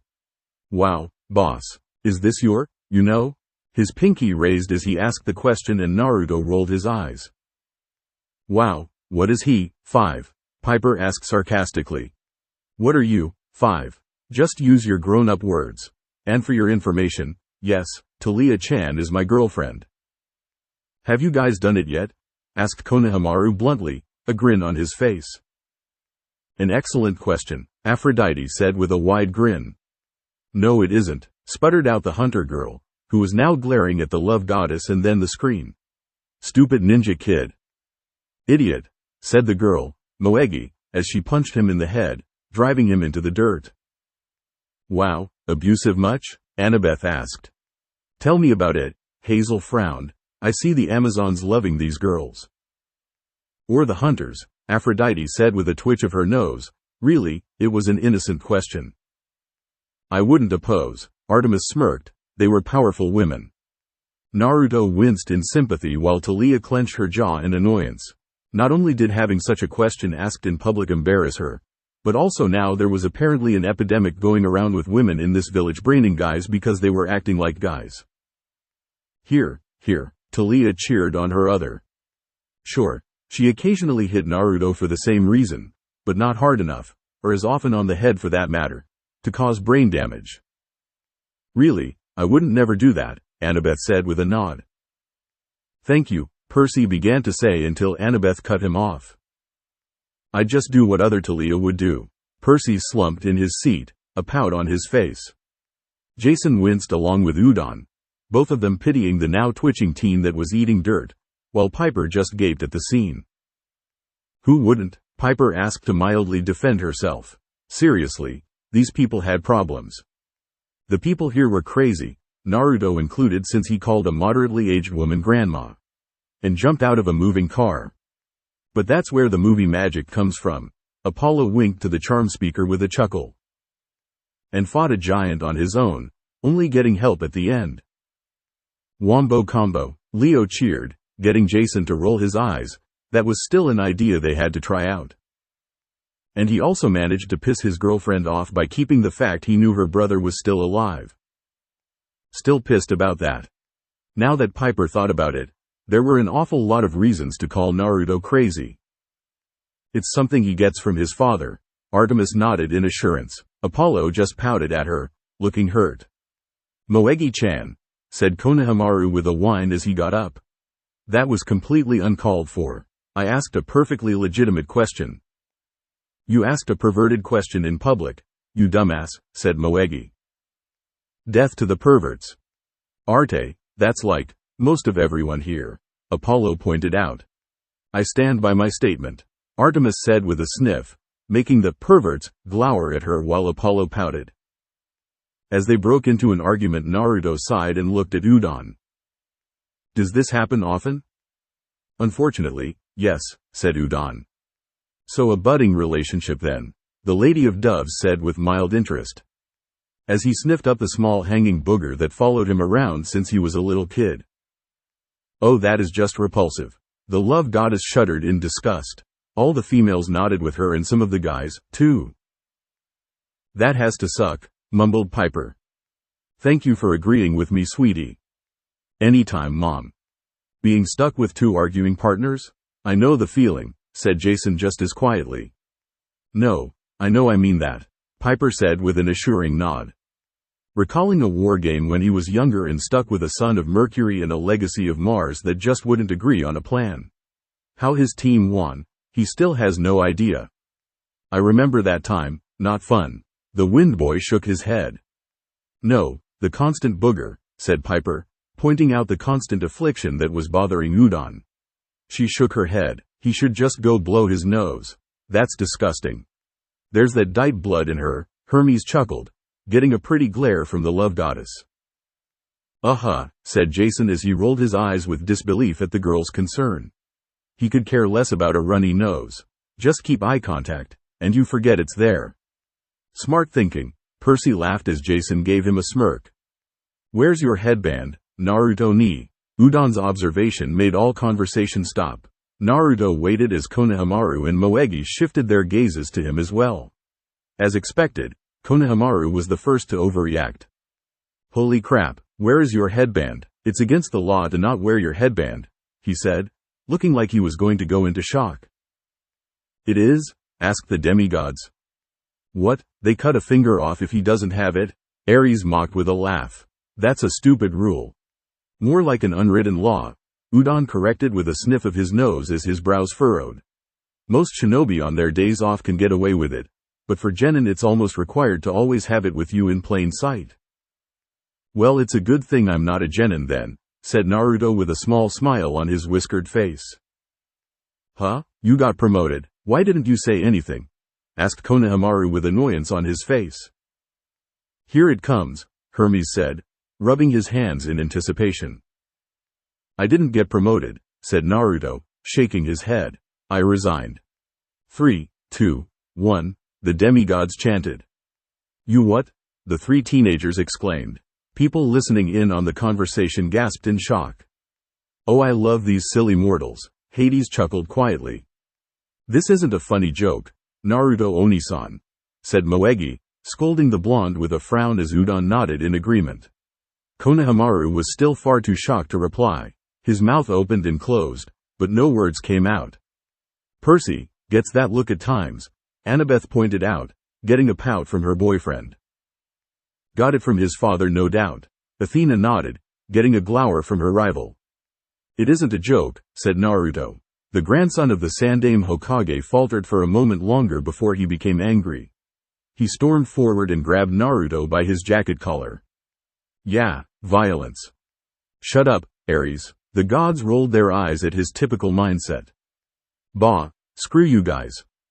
"Tell me why," demanded Konohamaru. "Why would you resign from the Konohagakure no Sato Shinobi Corps?" "I have my reasons," said Naruto, who pushed the younger boy's hands away. "Yeah, us." Leo smirked at the screen, getting nods from the others. "That's bullshit. You wanted to be Hokage more than anything else in the world. You convinced me that there was more to being Hokage than just being the strongest ninja in the world. That you had to have the heart invested in protecting every member of the village. Well, it is safe to say he got your buried intelligence." Athena smirked at her half-brother. Apollo laughed dryly and rolled his sky-blue eyes at her joke. "My heart belongs elsewhere, Konohamaru. I cannot devote myself to this village. I have been away 7 years and in that time I have made new bonds that I have to protect." Hestia gave a smile after reading that line. "I have a girlfriend whose life is set far away and is much safer out of a land filled with war nearly every other year." "And why don't we have a place like this?" Ares asked with a pout on his scarred face, hand pointed to the screen. "Different dimension warhead." Apollo rolled his eyes. Ares just grumbled at that. "I have found family that needs me. I have a mission higher than what the Hokage can give me." "I want to make a Jesus joke," Leo struggled. "It was so easy, it really was. I have a purpose that is forcing me away from here and the constant rescue missions were going to cause more problems than they solve. Is that good enough for you or do I have to continue?" Konohamaru looked taken aback from how Naruto said to him with a stern gaze locked on him.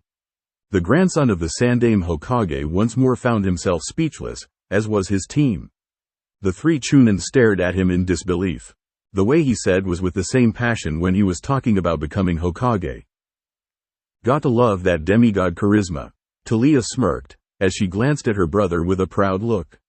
Jason looked somewhat sheepish after meeting his sister's glance. Konohamaru faltered for words, as did Moegi and Udon. Several civilians around them began murmuring worriedly and a few sent betrayed looks to their blonde hero. "See, they drop you like a hat once you do the littlest thing they don't like," said Hades, scornfully. Naruto ignored the eavesdropping audience's mumbling as he kept his gaze on his, arguably, first 3 students.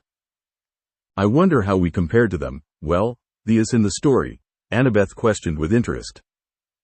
"Oh, we'd win, hands down," Nico smirked, getting smiles and eye rolls. Their eyes were flinching as they tried to blink back the tears. He heard a soft hiccup come from Moegi. Udon's snot line.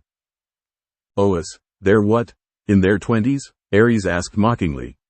Leave it be, Ares, Hestia told him with a slight look. The war god conceded to his scary as hell aunt. Which in all honesty was very concerning.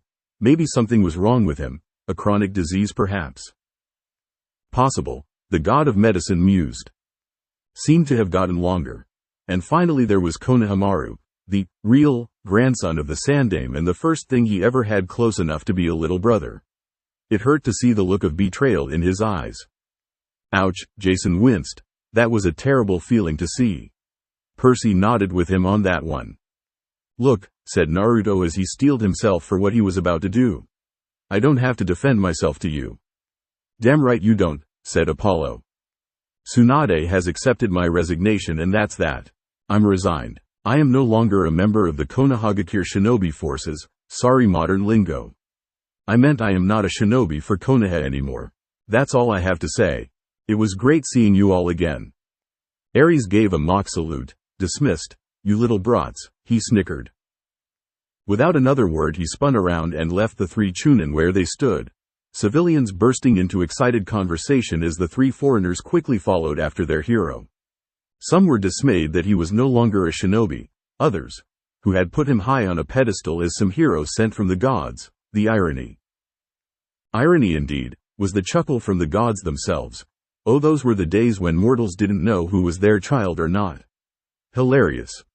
Wondered what was so important that caused him to leave the lifestyle of a shinobi behind. Some debated that he had grown tired of fighting. Boo, the war god jeered while cupping his mouth with his large hands. While others argued that he was brainwashed. Seriously? Annabeth asked. Wow, come on, that was just plain dumb. I know, Leo frowned. Naruto led his girlfriend and the two younger demigods through the streets teeming with merchants and civilians that hadn't heard his exchanged words. They were silent as they walked, unlike before. Jason and Piper had no idea what to say and preferred to just follow the older demigods. Talia occasionally looked at her boyfriend with a bit of concern. He told her of his misadventures with the Konohamaru Corps, playing games with them and having fun on his days off. Double ouch, Percy's turned to wince. Even more deep that dagger went. The way he had left them had to have left some sort of wound. It was the coldest she had ever seen him act to someone, let alone someone he was close to, and she knew it was tearing at him from the inside out. Because he is that kind of a young man, the goddess of the hearth said softly, a smile on her gentle face. Finally, Naruto said as they came up on a large building that was about 5 stories high. It was shaped like an oval and had pale yellow walls with, you guessed it, red tiling for the rooftops. Naruto looked at the door with hesitation, like he was almost afraid of what could be behind the door. After what felt like forever, the blonde guardian reached out and opened the door. To his relief, he was met with silence rather than a giant welcome home fanfare. That would have been annoying, Talia chimed with a dull look on her face. True, Jason nodded. They were on a quest after all. He led the 3 other demigods to the staircase at the end of the hall, leading them up the staircase until he got to the top floor. Naruto stopped outside a door on the left and lifted up the floor mat, finding a small brand new key for the apartment that was rebuilt while he was gone. 7 years ago, I wonder who cleans it, Piper asked. His friends, I guess, Hazel said. Welcome to Casa de Naruto, said the blonde as he unlocked the door and pushed it open. The 3 demigods gave a small impressed whistle as they entered into a small kitchen dining area, their shoes making soft sounds as Naruto hummed in interest. They rebuilt it down to the last detail.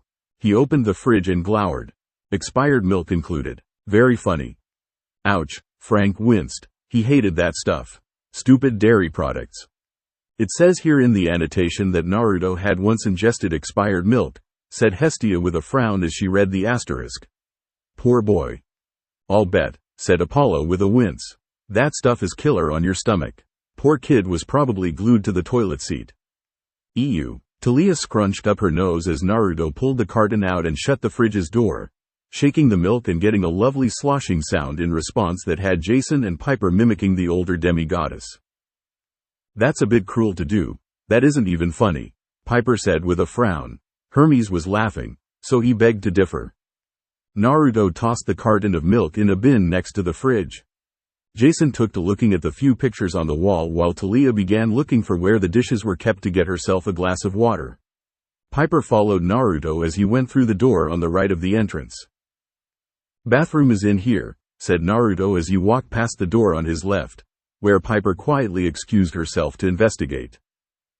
"You really shouldn't hold it in, sweetie," Aphrodite said, making the room burst into snickers or quiet laughter. "Mom," Piper cried out, her face red in embarrassment. Ugh, why did she have to do that to her? Japanese cartoons depicted bathrooms strangely and she was curious. "See, I just wanted to see if it was like an anime," Piper reasoned out, crossing her arms sternly towards her mother. Her mother didn't look apologetic at all. Naruto then opened the door directly in front of him and paused to take it all in. His bed was still set against the wall on his left, a dresser on the right, and a small television in the right corner near the balcony. His eyes widened as he remembered something and he went to the balcony doors, opening them and looking at the horse that stood patiently waiting for him.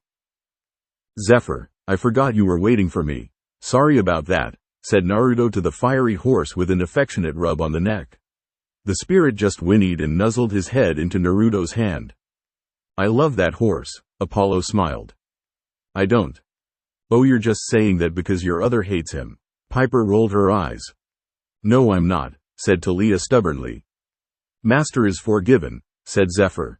The blonde smiled softly in return and pet Zephyr on the side of the muzzle. The action earned a familiar chuckle that made Naruto stop petting his steed as Zephyr gave a whinny, both looking to the roof above them where a familiar one-eyed shinobi stood with his Greek book in hand. Most of the gods huffed at the book. It was hardly accurate. "A boy and his fiery horse," said Kakashi. Naruto could tell that there was a wide and amused smile underneath that mask. The senior shinobi chuckled and closed his book with a snap. "Why am I not surprised? So, Zephyr, god of the southern winds, right?" Leo made a wrong buzzer sound. "Actually, that's Zephyrus," said Naruto. He looked to his fiery steed and gave the horse another affectionate rub on the neck. Zephyr snorted and shook his head in response, insulted for being mistaken as the god. He was one of the 3 fire horses that pulled Helios' sun chariot across the sky. Helios? The first god of the sun, son of Hyperion, titan of light. It's argued that his birth created the solar body known as the sun, which my dad now has in his sweet car, too. "Oh, forget the stupid car," Artemis said scathingly. "Honestly, it was always about the damn car." "My car is awesome, you take that back," Apollo said to his sister with a pout. "Ah, I see. So, Minato-sensei was a god?" "Yep, trained by a god. Feel honored, mortal dude." The teacher of the mortal smirked. "Inflated ego," Artemis muttered, getting a glare from her brother. But she looked as innocent as possible. Stupid child body, it really did make her look innocent. Well, to put it bluntly, yes. Dad had pissed Raijiji, Zeus off for the last time. Bah, didn't work at all. Zeus frowned. Why couldn't Apollo be a more sensible child? The Sky Lord tended to forget where he gets it from, sadly. And as punishment he was crammed into a mortal form with his godly memories and knowledge locked away. When Kachan's seal broke and he was forced to seal the fox into me, he sealed away his memories of the life he had here. "Your mortal self was dumb," the smith god told his brother. "Hey, he sealed the demon in him, not me. It was still you." "Oh, go bang some metal," was the sun god's retort with crossed arms. "The only action he gets," Ares said in an ugly laugh. Zing, Hermes laughed at the joke.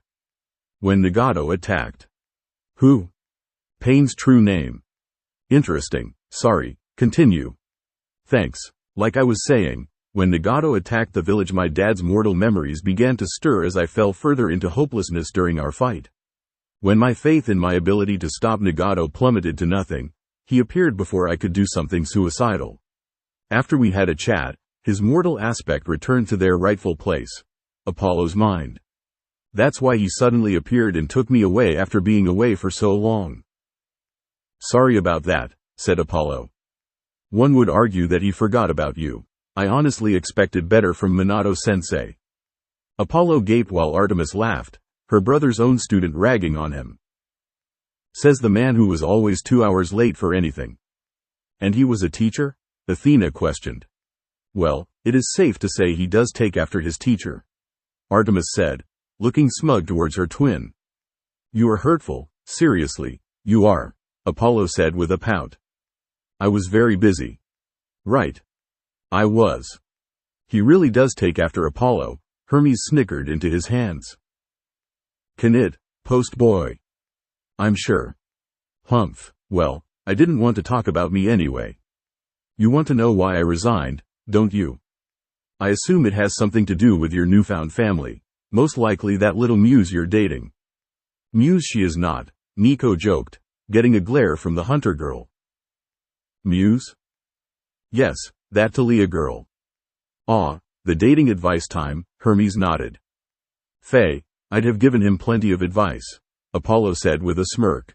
The gods just had varied looks of horror at the comment from the archery god. Even Ares, and when Ares looks horrified, you know shit is real. Talia the Muse and Talia Chan are two different people. The Talia you're referring to had passed away centuries ago with her sisters. My half-sisters Apollonius, Sephiso, and Borysthenes are the new muses, said Naruto. They are daughters of Apollo and Aphrodite.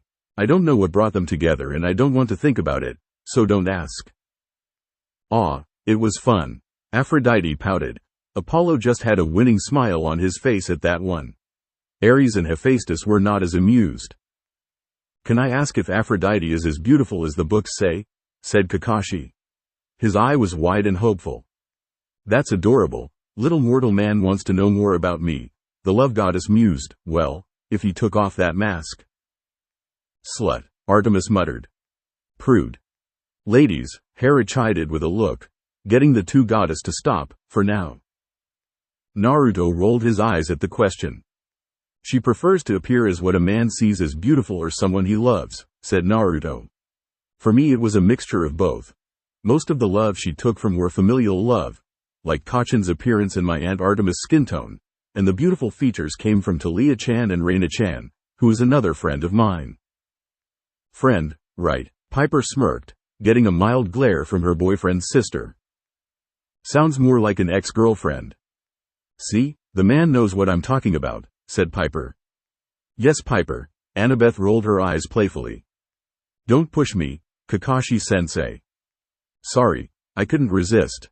So your Talia is named after the muse? Yes, that's right. What happened to her, the original Talia? That got some winces from the gods. The original muses faded away centuries ago. Faded? It's how a god dies by natural means. Oh, like how an old person's body just gives out. A good analogy, Athena nodded with small frown on her face. Something like that, it's more because of a loss of faith in them. Take Selene, Eos and Helios for instance. When the Romans took to the Greek pantheon, they couldn't afford all the same rituals that the Greeks did and the three Titan gods faded away from a lack of faith. I see, so you can't kill them otherwise? Oh, trying to dig up dirt on this little man? Ares grinned, he wouldn't mind fighting these guys. Are you trying to? Better to be safe than sorry. Mortal be playing with fire, Leo whistled, dumb move dud, just plain dumb. That's not funny. Sorry. Don't make jokes like that, Kakashi-sensei. You'd think you would have taught him better, Artemis teased her twin. I didn't know about gods at the time, remember? Apollo said. I do, you just didn't. Oh, you are so immature. Pot meet kettle, guess what? Quiet, please, Hestia told them sternly, getting the twins to zip up. I won't. Was there anything else you wanted or did you want to try and extort more information from me? Said Naruto with a frown. And he is terrible at it, Hades said.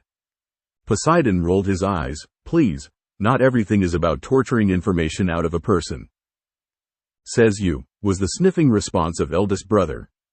He wasn't too pleased with that last joke. From the steam coming from his nostrils, neither was Zephyr. Indeed, Hera frowned, understanding the boy perfectly.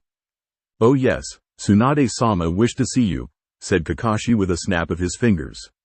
Said something about having a good idea of what the disease was. Finally, Nico whispered, Once they knew, they could save his sister.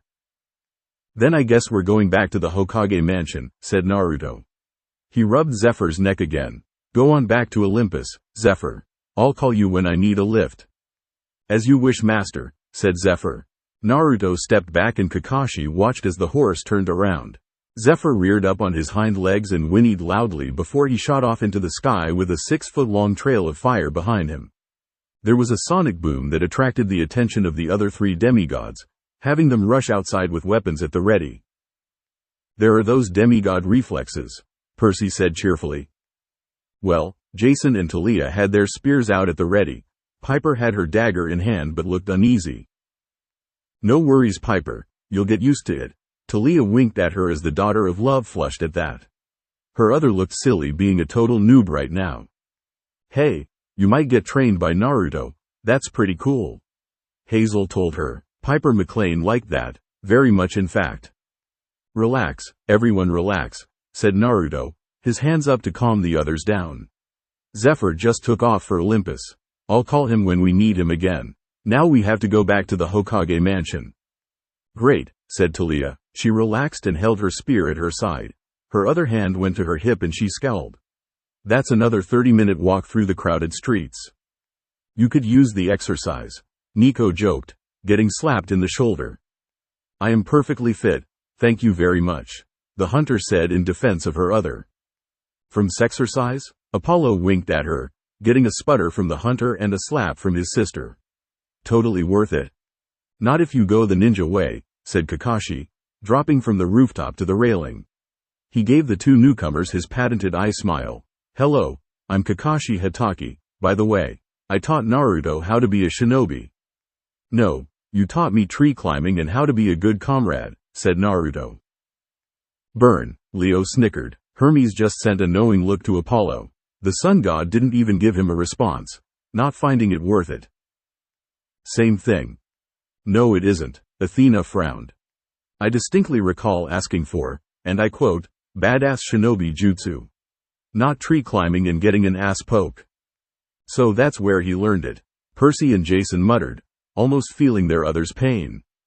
Unnoticed by the others, Jason shivered at that statement. Poor baby, Piper cooed teasingly to her boyfriend, who blushed lightly at her words. You had the Kage Bunshin no jutsu. Lucky, Annabeth whined with a pout. Quote. Touché. This is nice and all, but don't we have somewhere to be? Asked Jason. He had put away Julius's weapon form when he realized there was no threat, but still had the coin in his hand. And my nervousness is perfectly understandable, Jason nodded to his other. He was in a den of assassins after all. Jason's right, said Piper. The sooner we get the cure for Bianca, the sooner we can leave and he can complete his quest. Yeah, I want to get to camp, Piper smiled. And I want to show up already. Leo pouted with crossed arms. He wanted to meet his sibs in the heyday, not before the whole curse nonsense came around. Plus Beckendorf sounded like a cool dude. He wanted to see his big bro. Righto, charm speaker, said Naruto. Doubt we should take the scenic route, since Talia-chan doesn't like heights and I don't know how well Jason can fly yet. I could fly by that age, the wind boy pointed out firmly. You can fly? Said Piper, looking at the other blonde. She's just waiting for her superboy. Leo teased his friend with a wink, getting Piper to smirk back. It was true. Even Kakashi eyed the boy with interest. Jason shrugged nonchalantly like it was no big deal. For a child of the sky, Jason said, giving his sister a teasing look. Please, like flying is all that fun, the hunter scoffed. She didn't know what she was missing. Yes, he can, but that's beside the point, said Naruto. He offered his hand out to the group. All right, everyone take my hand, we're going to take the quicker route. We'll meet you there, Kakashi-sensei. Instant transmission, Percy said. Ah DBZ, how you were missed. Talia was the first to take the son of Apollo's hand. Jason put his hand over his sister's and Piper put her hand over his. Ah, holding hands already. Annabeth teased Piper, who in turn shrugged. It was just the first step of her other and the other Jason to get together. She just knew it. Kakashi watched as Naruto gave him a wink before vanishing in the all-too-familiar yellow flash. The one-eyed shinobi smirked from where he stood and looked up at the bright sun. "Jaime. He's definitely your son," said Kakashi. "No doubt," was the unified agreement. Apollo nodded, pleased that they agreed. "Now we wait and see if he still has most of your more redeeming qualities or if the terrible ones appear," Artemis said, getting the helium god to deflate. "You are just plain terrible lil, sis," Apollo said, deciding to get his sister back with her hated nickname. "Not the younger," the moon goddess grumbled. The Jonin chuckled in amusement, disappearing in a cloud of smoke. The group reappeared outside the Hokage mansion. Piper groaned and grabbed her head, getting a look of confusion from Jason while Naruto and Talia looked at her apologetically. "Oh, that sucks," Piper grimaced, remembering what happened when someone besides Naruto and a Skychild went through that teleportation move. "Sorry, Piper," said Naruto. "Forgot that you might feel a bit disoriented." "Funny since you area grandchild of the original Skylord," Aphrodite commented on tersely, getting a glare from the current Skylord. "What about Talia and Jason?" Piper asked. She rubbed her head and looked at the seemingly unaffected Grace siblings with envy. "Why don't they have a headache?" "Zeus plays favorites," Hades said scathingly with a smirk. "Oh, be silent, Hades," Zeus rumbled with a glare. "My Hirishin no Jutsu goes through Raijiji's realm, the sky, so they don't have to worry about it," said Naruto. He put his hand on her head and closed his eyes. After a moment, he removed his hand. "Nothing to worry about. Your headache is just a headache, so you should be fine in a few minutes." "Drawbacks to the Hirishin?" Kakashi asked as he appeared behind Jason. "Don't do that," Jason hissed in anger. Great, now he was going to reflex. The surprise made the Roman flip his coin into the air, and after he caught it, a golden sword appeared in his hand. He spun on his heel before Naruto could stop him, making Kakashi jump back and away from the weapon that was swung in his direction. "Not cool," Hermes frowned at Jason, who just shrugged.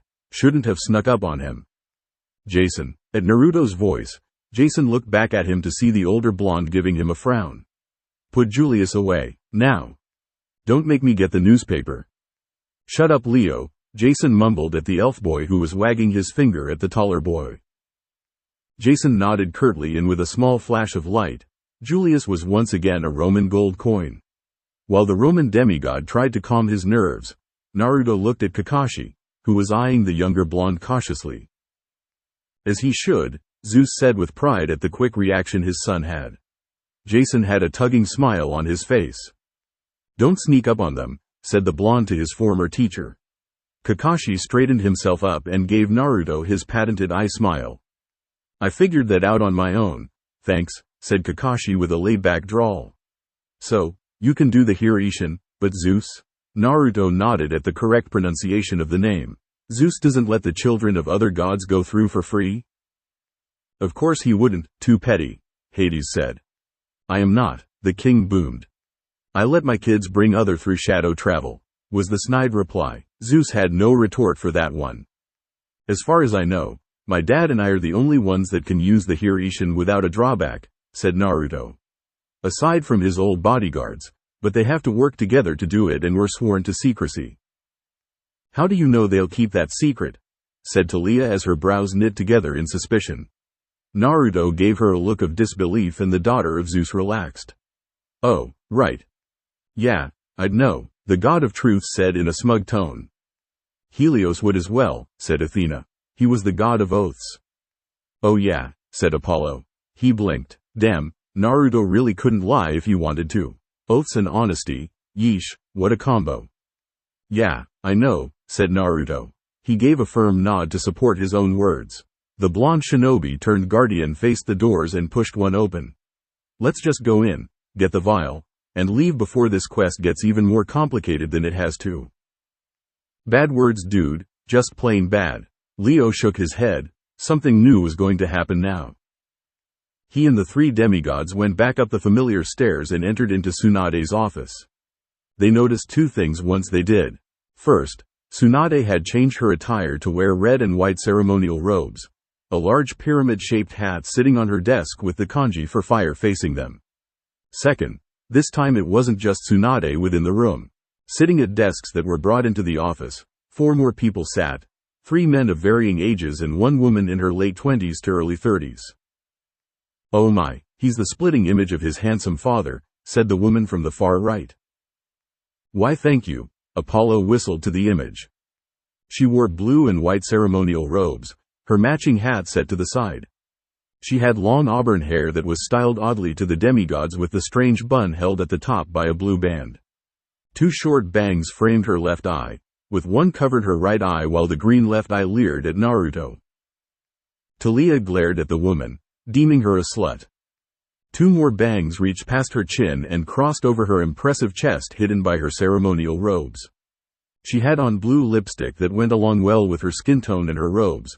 The lips pulled back into a familiar smirk that sent a chill down Naruto's back and put Talia on edge. "Ooh, a cougar," Aphrodite said with a tugging smirk. "Best watch out, Talia tilde." "Can't you once just say hello to someone, Mizukage Dono?"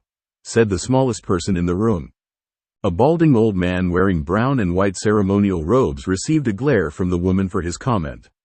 He had a large nose, underneath which was a relatively thick mustache.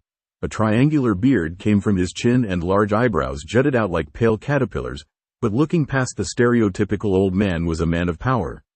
Looking into his dark eyes was a glance at a man with years of wisdom, power and grief. "I take shits bigger him," Ares laughed out loud. "You should have Apollo check that out," Hermes smirked, getting laughs all around. The war god just glowered at his younger brother. He scoffed after looking over the blonde and crossed his arms. "To think, this brat is the offspring of the Kiroi Senku. He looks as threatening as a butterfly. I could kill you, you little gnome," Apollo sneered at the image. "I agree with the Tsuchikage. How will he turn the tide in our war other than his blood?"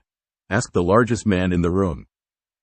"Oh yeah, they still want his blood," Annabeth frowned. Her mother scoffed, "The ichor in his veins have no doubt changed it. So it isn't a worry." He too wore ceremonial robes, colored white and yellow, but they were pulled taut around what had to be thick muscle. His hair was slicked back and stark white blonde. His hardened face had a small mustache of his own, a shorter, cleaner triangular beard jutting out from his chin. The 4 demigods were reminded of statues at Camp Jupiter by looking at this man. "Now this guy, I like him," Ares nodded. "He looked like a real warrior type." "Don't let his looks deceive you, Raikage Dono," said the young man to the large man's immediate right. He wore white and green robes as opposed to his other counterparts. His skin was paler than average and around his 2 green eyes were very thick dark markings, indicating a sleeping disorder. Above his left eye was a red tattoo, a kanji, that could be seen beneath his unruly red hair. "He is quite handsome," the love goddess commented.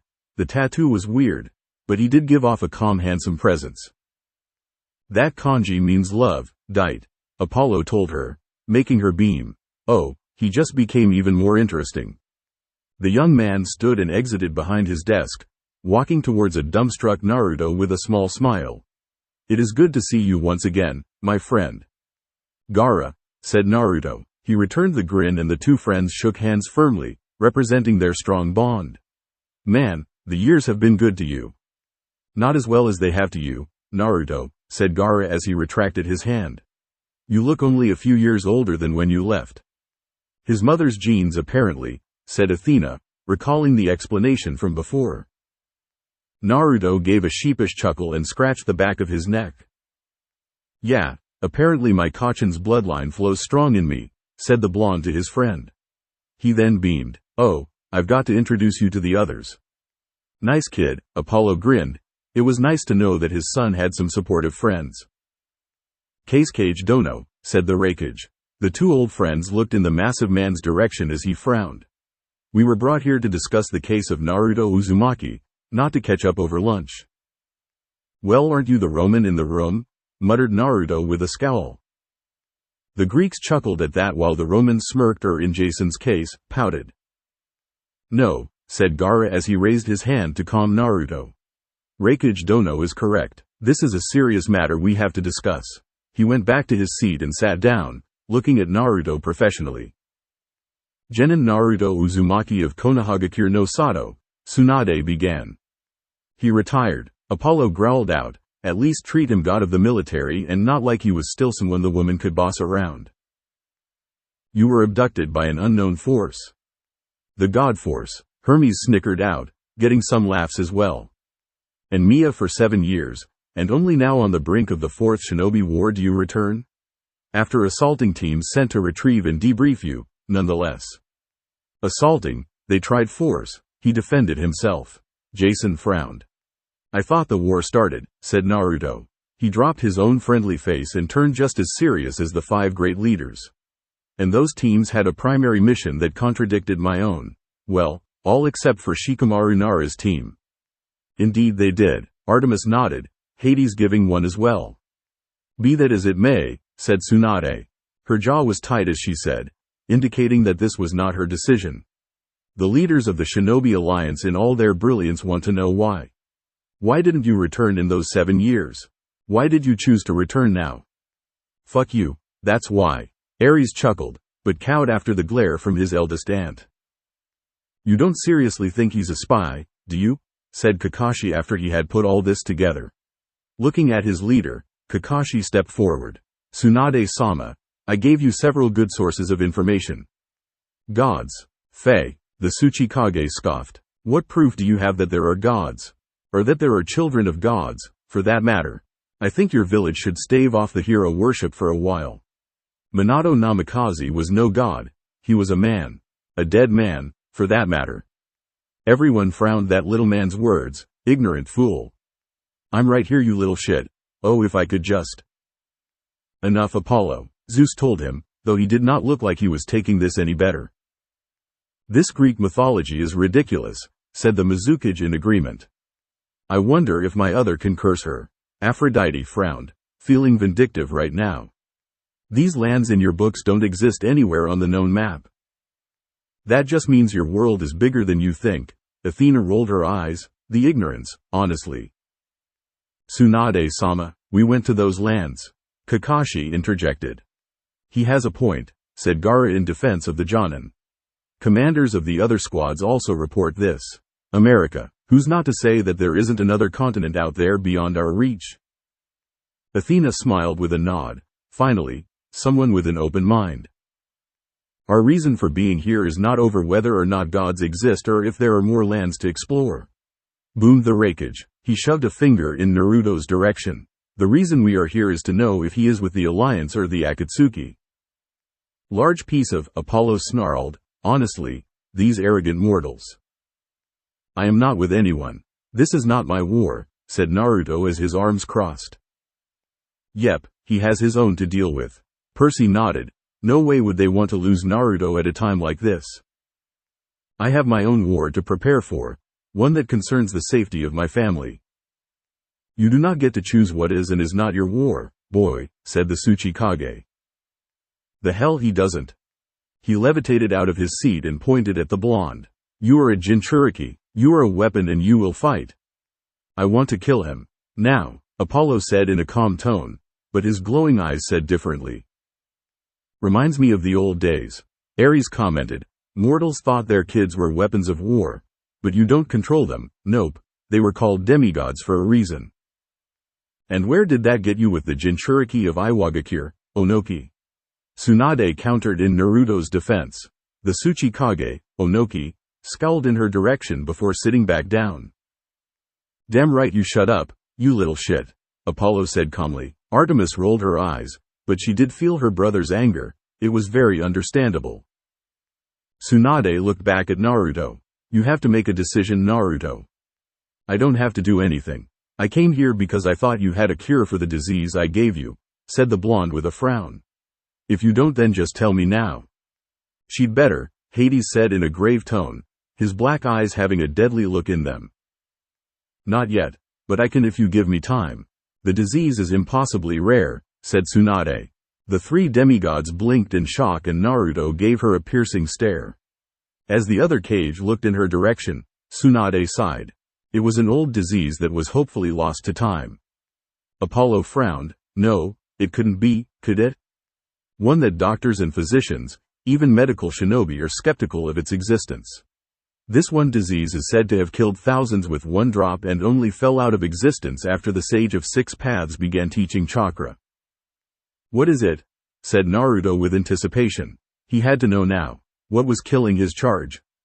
Nico bit his lip in worry. It has no official medical name, but the legend about it says it came from overseas, from a land named after a mighty empress, said Tsunade. Oh, so now they believe they have lands besides their own. Athena rolled her eyes, but this empress interested her. Looking at the blonde, she said a phrase that made him want to ball up in fear.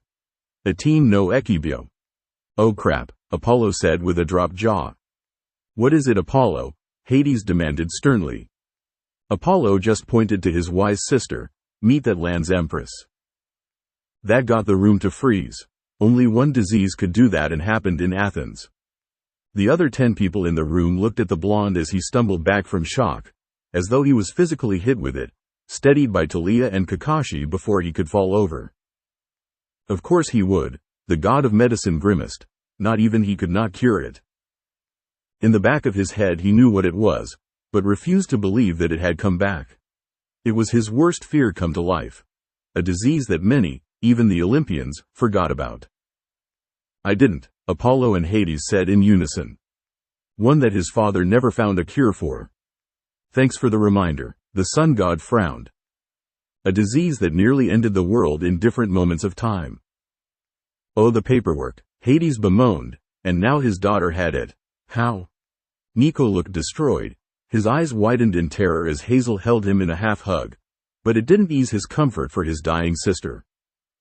It went by many names now because of its various mutations over the thousands of years it existed. Bubonic plague was the most common. The Black Death was the most well-known. But the original form of this disease had no cure. There was no way to stop it. It was one of the most horrible things Naruto could ever hear. With a dry voice, Naruto managed to translate what Tsunade had said. The Plague of Athens. Nice to have your city in that name. Poseidon quipped. His rival snarled at him, the nerve of that sea-brained lout.